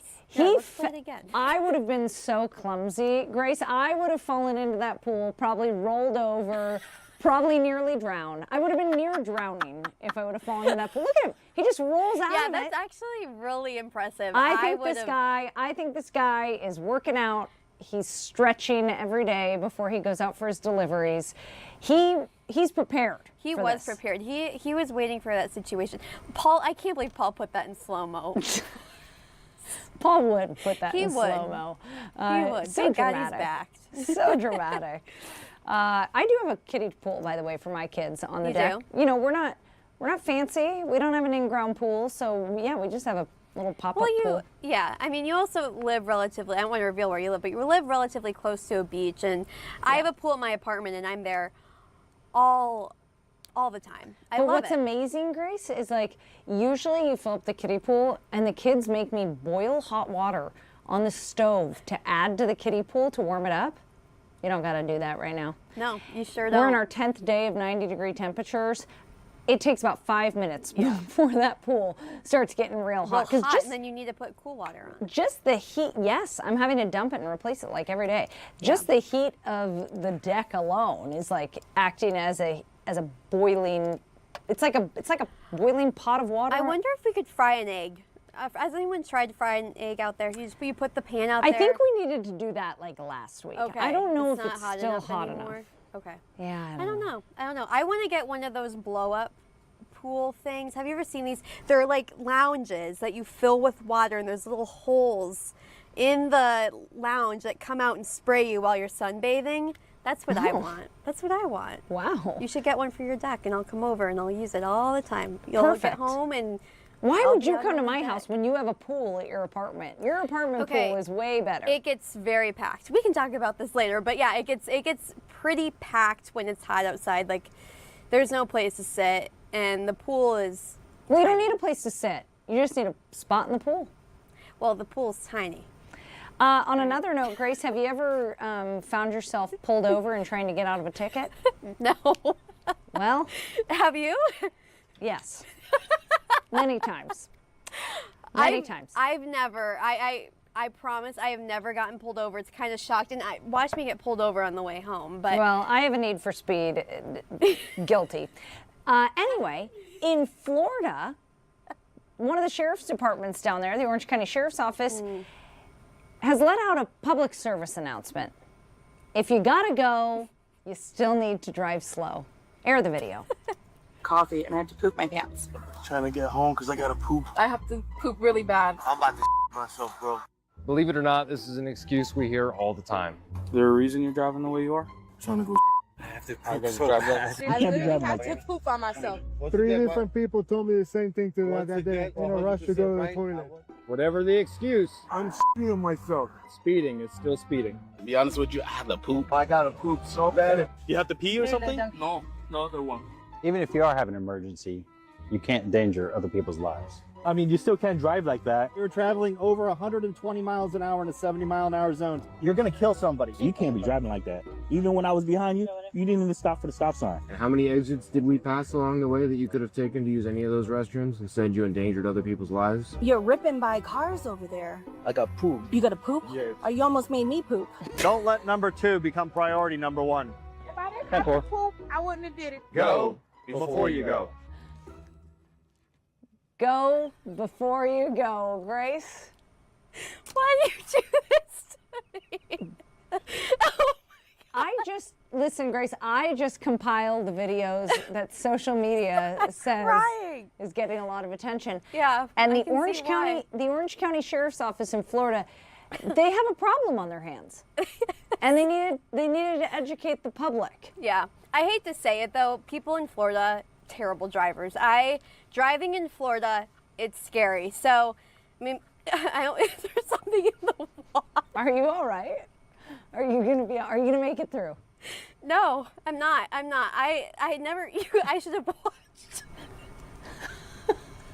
Oh my God, Grace needs a moment. My favorite part of that video is how many exits did you pass where you could have stopped and gone to the bathroom? Instead, you put people's lives at risk.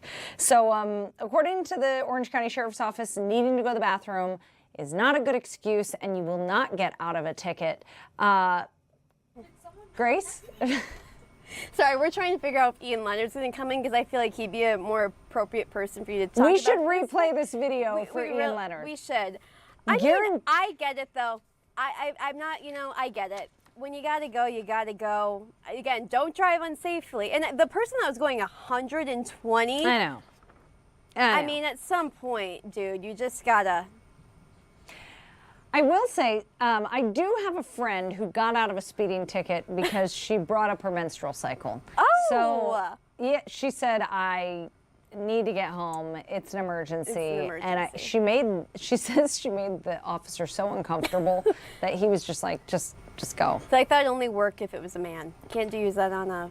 Yeah, no, a woman would be like, get it together. Yeah. Like, yeah. Carry some pads in your center console. Come on, get it together. Yeah, well, thank you for making me watch that and not, I knew I was gonna play it, but I hadn't watched it previously, so, but yeah, all right, well. If you gotta go. If you gotta go, you gotta go, but don't speed. If you gotta go, not on the go. I don't know. All right, that'll do it for our segment called Wait, What's Happening?, where we look at all the videos that are going viral on social media this week. We're going to take a quick break. Hopefully we have Chief Meteorologist Ian Leonard sitting here at the desk with me when we get back. Stay tuned.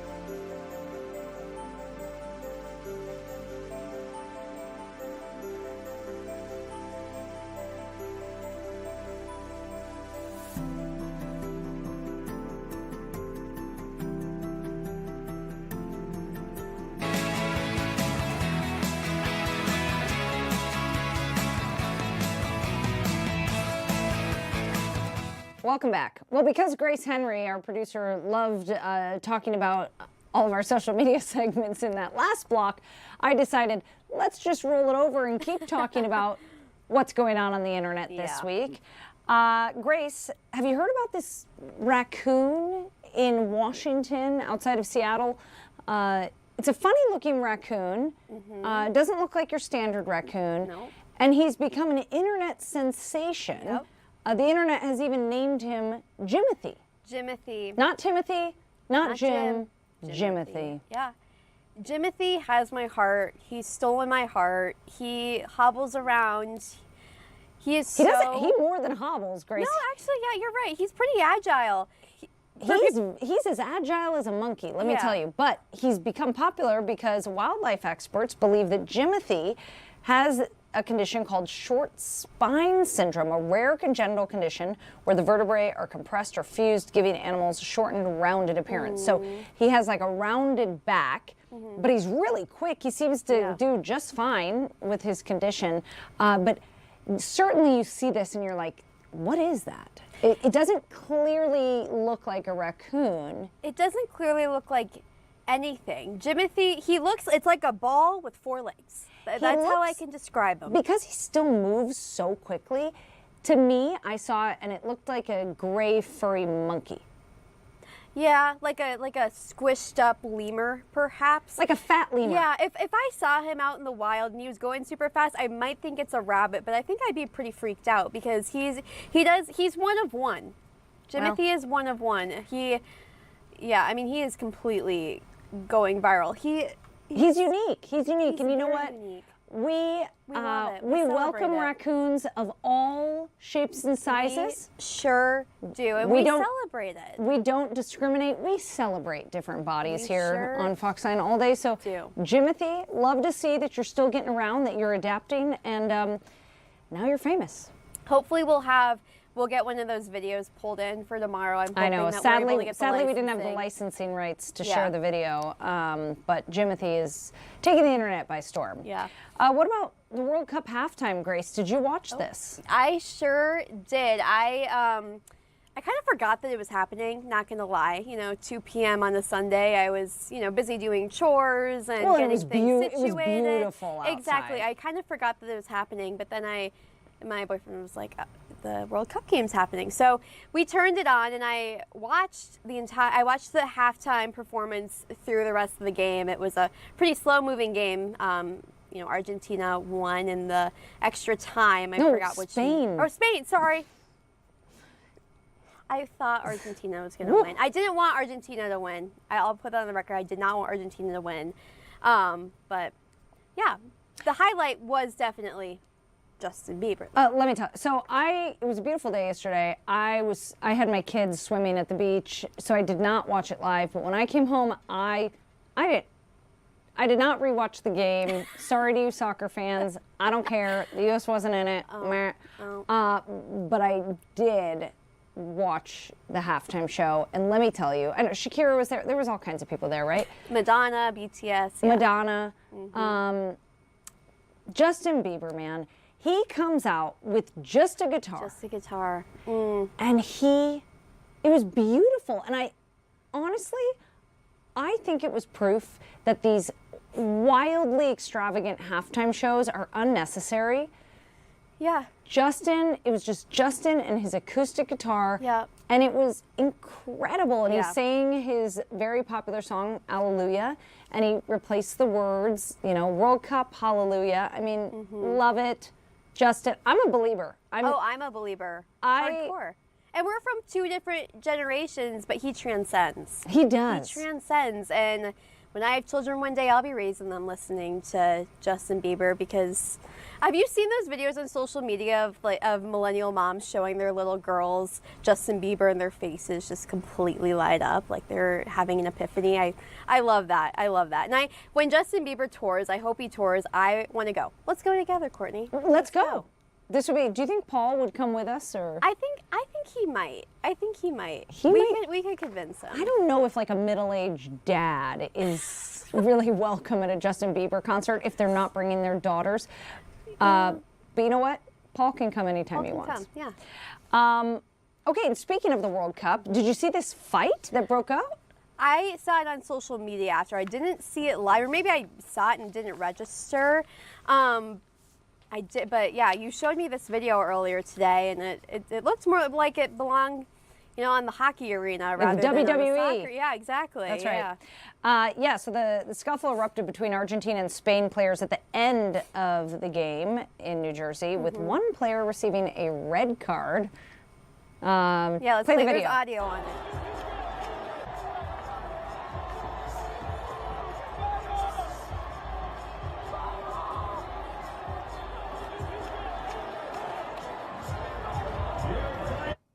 All right. Quite the fight there. This all involved the Argentine midfielder, Leandro Paredes. He was pushing over Spaniard Eric Garcia before throwing it down. The Barcelona midfielder, Gavi. I mean, I don't know lots of people involved in this fight. But when the fight broke out, players, substitutes, coaching staff, they all came off the bench trying to dispel the fight. Which didn't seem to help. It only seemed to make the situation worse. So Paredes was shown a red card for his conduct there. Yeah. I guess I would say sore losers, man. Yeah, that's kind of the sentiment that I got from that video. But like, dude, you lost. Yeah. I mean, I'm sure there were calls you didn't like. I'm sure that there was some trash talking on the field. Oh yeah, there was lots of shoving during the game. Yeah, I'm sure, you know, he went and wanted to get his piece after there was some nasty trash talking on the field, but yeah, it's a bad look. Not only do you get a red card, but I just think it's a bad look. You know, children around the world are watching this game. Yeah, and look up to you. And you're showing really bad sportsmanship. Yeah, and so. you guys won the last World Cup in 2022. Yeah, don't get greedy. Yeah, exactly. Come on. But I am sad the World Cup is over. I really enjoyed it. I love seeing people from all over the world in the United States. I'm gonna miss it. I felt like it was a really cool experience and a cool time. I'm just so glad the Europeans discovered ranch. That's really it's bringing the world together. And maybe next time I go to Europe, there'll be iced coffees there, because when I went a few years ago, there were no iced coffees, and that was hard for me. And the Europeans discovered iced coffee here. They did. They sure did. They Iced can coffee, never go back. Ranch, Costco, and Walmart. Man. God bless America. God bless America. We're going to take a quick break. Chief Meteorologist Ian Leonard is in next to talk weather.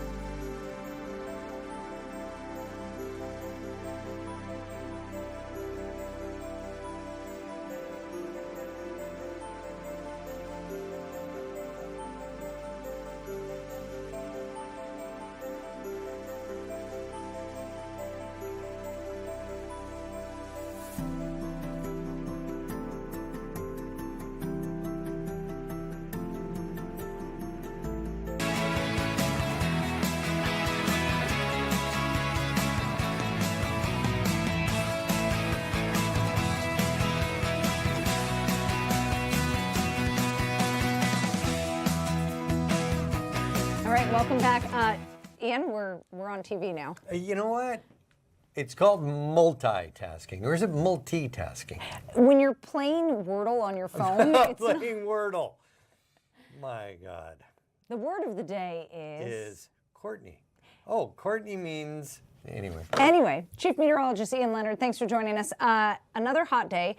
The airport did hit 90 today, so that makes 10 consecutive days in a row in the 90s. We did it. We did. Woo! We did it. Okay, 2:42 p.m. We hit 90 degrees. That means it's 10 consecutive days at or above 90. And people are like, you know, and this is what I get on Facebook. Dude, it's summer. It's supposed to be hot. I'm like, yeah, you're right, but it is hot. And by the way, half the people you meet today don't like it. Half the people you meet today say, oh, I love it. I dream of these days when it's 15 below and 20 below with wind chill in January. I get it. What we always have to remember, anytime there's weather is subjective. So somebody could say, oh, I love it when it's hot and I love it when it's cold, and you're not allowed to argue. You can't say, what? There's no way you should like this heat. Yeah, there are people that like this heat. But I mean, I'm with these people who are writing you. This is not unusual weather. It's not. It's and July is always a really hot month. July is our heat wave month. Yeah. I look at it this way, and this is a very scientific way. Half the people you talk to like Barry Manilow, and half the people don't. I like Barry Manilow. I don't know what to tell you. So sue me. See how easily that we were able to draw that line, and people at home are going, okay, yeah, I get it. It is funny, don't you find, that some people, it's like, if you love the cold, I don't ever meet anyone who loves both the cold and the heat. Okay, so I'm the tweener. We got married in September. I love the fall. I love September and October. It's my favorite. Wearing a sweater or a light coat and going out and doing stuff, I love it. It's football season. It's everything that's great. Getting into baseball playoffs. Hockey has started. What not to like about September and October? And you can get those bluebird days where it's like 72 degrees for a few days, late September. I'm like, oh, I like this a lot. Okay, but do you like the cold and you like the heat? You like the fall. I embrace all. Okay. So anything is possible to like if you're prepared. You know, if first of all, not everyone has air conditioning. We always need to keep that in mind. So when people say, "Oh, I love it when it's this hot," I'm like, "Really? How about we put you in an apartment where there's no air conditioning and maybe the electricity isn't great and you have one fan?" Pretty sure you're not going to like it. And on the other side of that, oh, I love it when it's cold. Maybe it's a different apartment. The heat's not working. It's drafty. We people who have everything we could possibly need, we're also the people who tend to like all these sort of different things. Well, and you have to remember the people who have to work out in this. Oh. I reached out to MnDOT last week to say, with the smoke and the air quality conditions, hey, are these people still having to work today? And they're like, yeah. It's their job. Yeah. So, you think about air quality being bad, and we're telling people, stay inside if you can. Well, not everybody can. Right. Speaking of air quality, I do want to talk to you about those fires burning up north because, they have received some relief with the rain. Do you see any more potential for precipitation up there? And obviously it's going to take a lot to make a difference, but... So some rain, a scattered shower will, and I hate to say this, it does a little knockdown effect, but then it flares right back up. Here's the greatest way to explain to people what rain means on a massive wildfire scale.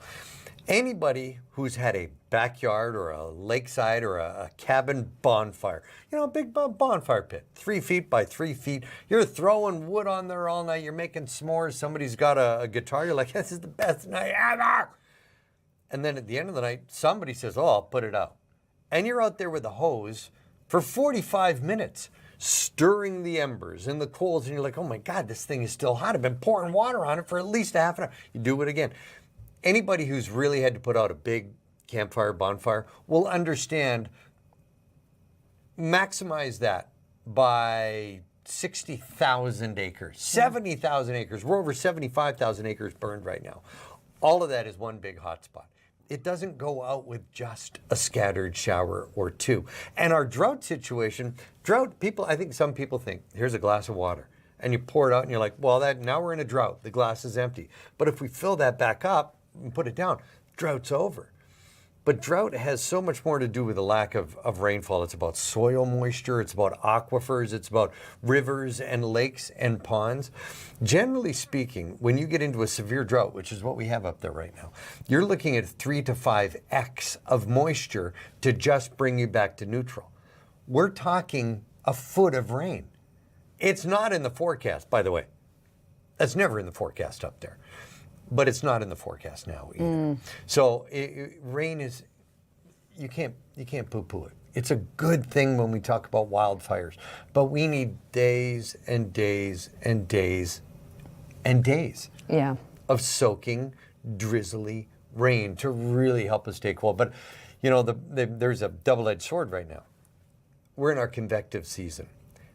Generally speaking, about 90% of the moisture we receive in July and August comes from thunderstorms. The fires to the north were started by lightning from thunderstorms. So it's like, well, we need the showers, we need the rain. Can we get it without the thunder? Without the lightning? And you're like, oh, yeah, no, sorry, we're fresh out of just rain showers, but we can send you some convective thunder showers. In a perfect world. In a perfect world. It's just not that time of year for us. Yeah, I know. The fire officials earlier today said that the rain that they received over the weekend just created a temporary pause, but they said it's just so dry that it's, and if you get a soaking, the top of the trees dry out first. If you can soak the underbrush, which is where all of the fuel is, and it's been down there for years, getting drier and drier and more piles up. If you could soak that, that's a good thing. But then the fire has a tendency to move up the tree and become what we call a topper. And once you get those toppers, that's when you get the massive fires that move so fast. Like there is no perfect formula that says we can get those fires out. Weather, bring it in. It's not there. Yeah, and it's so dense up there too. What'd you call me? I told you my dad told me to be nicer to you, so I'm really trying. You know what? Your dad is a very smart man, and I know he's watching, so I say, hi, Daddy. Hey, Dan. All right, Chief Meteorologist Ian Leonard, thanks for joining us. I guess I'll go. You can go now. And we're going to go to break. Stay right there.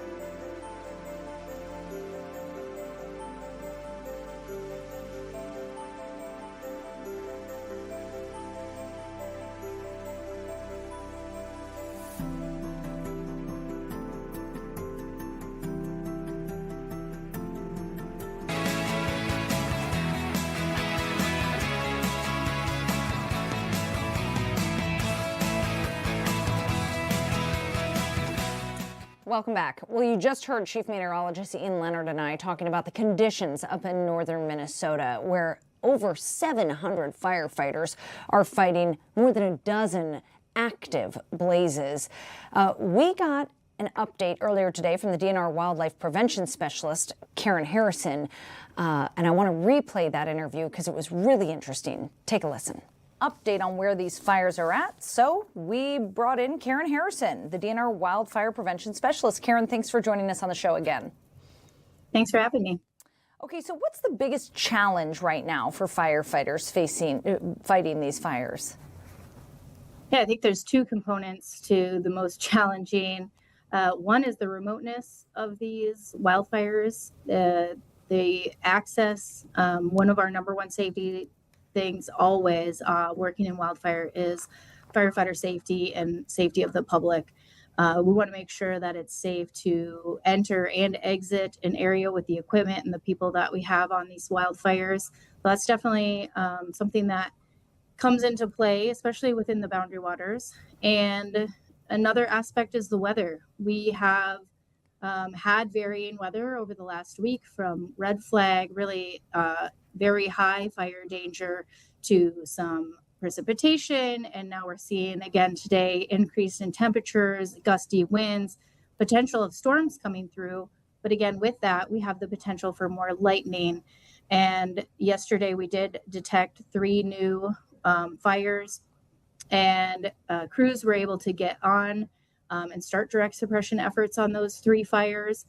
But again, this is a very evolving situation, and weather and the remoteness of the locations plays a huge role. You mentioned the precipitation. You have received some rain up there in the last couple of days. Has that helped at all in the firefight?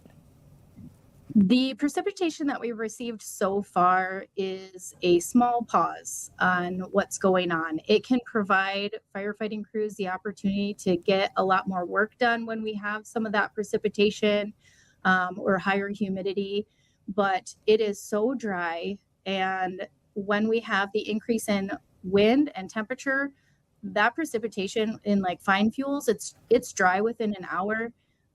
Twigs and things dry out in 10 hours. So it doesn't take very long for this vegetation to dry out again after just a very small rainfall. We need a lot of rain. And the meteorologists have said a few times, we need rain with a name. And that means we need a lot. And some of this fire may still be burning when snow eventually falls in this area. So then what are you watching most closely in the coming days that is going to impact this firefighting? Yeah, we have a lot of activities going on across all of these wildfires because they're all a little different. The size and what kind of fuels are on the ground, the topography of the area, and also how large the wildfire is, because some of these larger fires obviously can pose more danger when these fire risks increase with fire danger. And so we're monitoring closely the weather. There are incident meteorologists here constantly monitoring the weather and what's happening and what might be coming. We are very adaptable and flexible. So as things change, our firefighters are going where they need to be. There's a lot of structure protection happening right now. So they are out assessing where are properties, what do they need, and starting to put in some implementations for doing structure protection like sprinkler systems, or having hose lays available to do structure protection when necessary. So there's a lot of active direct suppression on the wildfires, as well as preparing for any necessary work for things that are what we call values at risk, which include property, infrastructure like power, and the public. So that's where the evacuations also come into play. So really strongly encourage people to be looking at their county's GIS evacuation map to see if they're in ready or set, sign up for notifications so they can get the go if that comes into play, because sometimes when these fires move fast, there isn't an opportunity to go ready and then set and then go. It's a go. So people in the area should get prepared, create a go bag, have your stuff ready if you're really, if you're close and nearby these. Have you lost any structures? Do we know of homes or cabins that have been lost? I'm not aware of any right now. I believe the Superior National Forest said there may have been some structures that were their buildings. I do not have information on specifics related to that. And when evacuation orders are given, what do you guys take into account before you issue those? Yeah, so the county emergency management teams, in close coordination with the county sheriffs, they're the ones who implement the Ready, Set, Go evacuations. There are a number of things that they consider when they're doing that. For example, people living with only one access road in and out, or proximity, obviously, to fire and models of predictions of where those fires may move based on conditions. All sorts of kind of factors go into that, and making sure that they can do the best they can to get people to know to be prepared before something happens. But there's a lot of, different kind of factors that play into it. Is there anything that you advise homeowners, cabin owners to do to help when fires may be near? I mean, should they turn the sprinkler on? Should they dig a ditch? What should they be doing? If you can see a wildfire, please leave, get to a safe location, call 911. Please do not try to stay behind and fight the wildfires. Even smoke can be deadly, and we don't want anyone to have a wildfire become a life-altering event. Let the professionals who have the right protective gear be there and be the ones to fight that fire. Beforehand, those who have time to prepare, make sure your water is on so firefighters can have access to your hoses if needed. There's a lot of small things. The Minnesota Firewise program is a great place to get information on different steps to reduce risk. Often houses are caught on fire from embers that are traveling away from a wildfire, not from direct contact with a wildfire. So removing any possible things that can ignite is a good idea. So cleaning out your gutters. If you have a wood pile, move that 30 feet away from your home, clean under your porch. So there's that reducing the amount of vegetation that's available for a fire to start right by your property. Great advice. The boundary waters, the closure of the boundary waters was extended. Is there any sense of when that may be lifted and campers can return to the boundary waters? I know the Superior National Forest is reassessing every 4 days. So they have a system in place for when a closure happens, how they make those determinations. And I would say as of right now, these fires have huge footprints, the one that are in and around the boundary waters. So it's hard to say for certain. We know there's going to be fire on the landscape for a long time. We're going to be dealing with this. This is not a short-term wildfire event. We have a lot of activity. We have continuing lightning strikes potentially in the near future. And so while I can't give a date, I would say that it's likely to continue for a while here. Now, I know with their assessments, they'll determine if there's areas that can be reopened as things change in terms of where that fire activity is happening and where there's been a reduction in, the risk of being what we would call in the black or where an area has burned. We know that smoke and wind was making firefighting efforts challenging there for a while. Has there been any improvement in the smoke cover, and has that helped firefighters?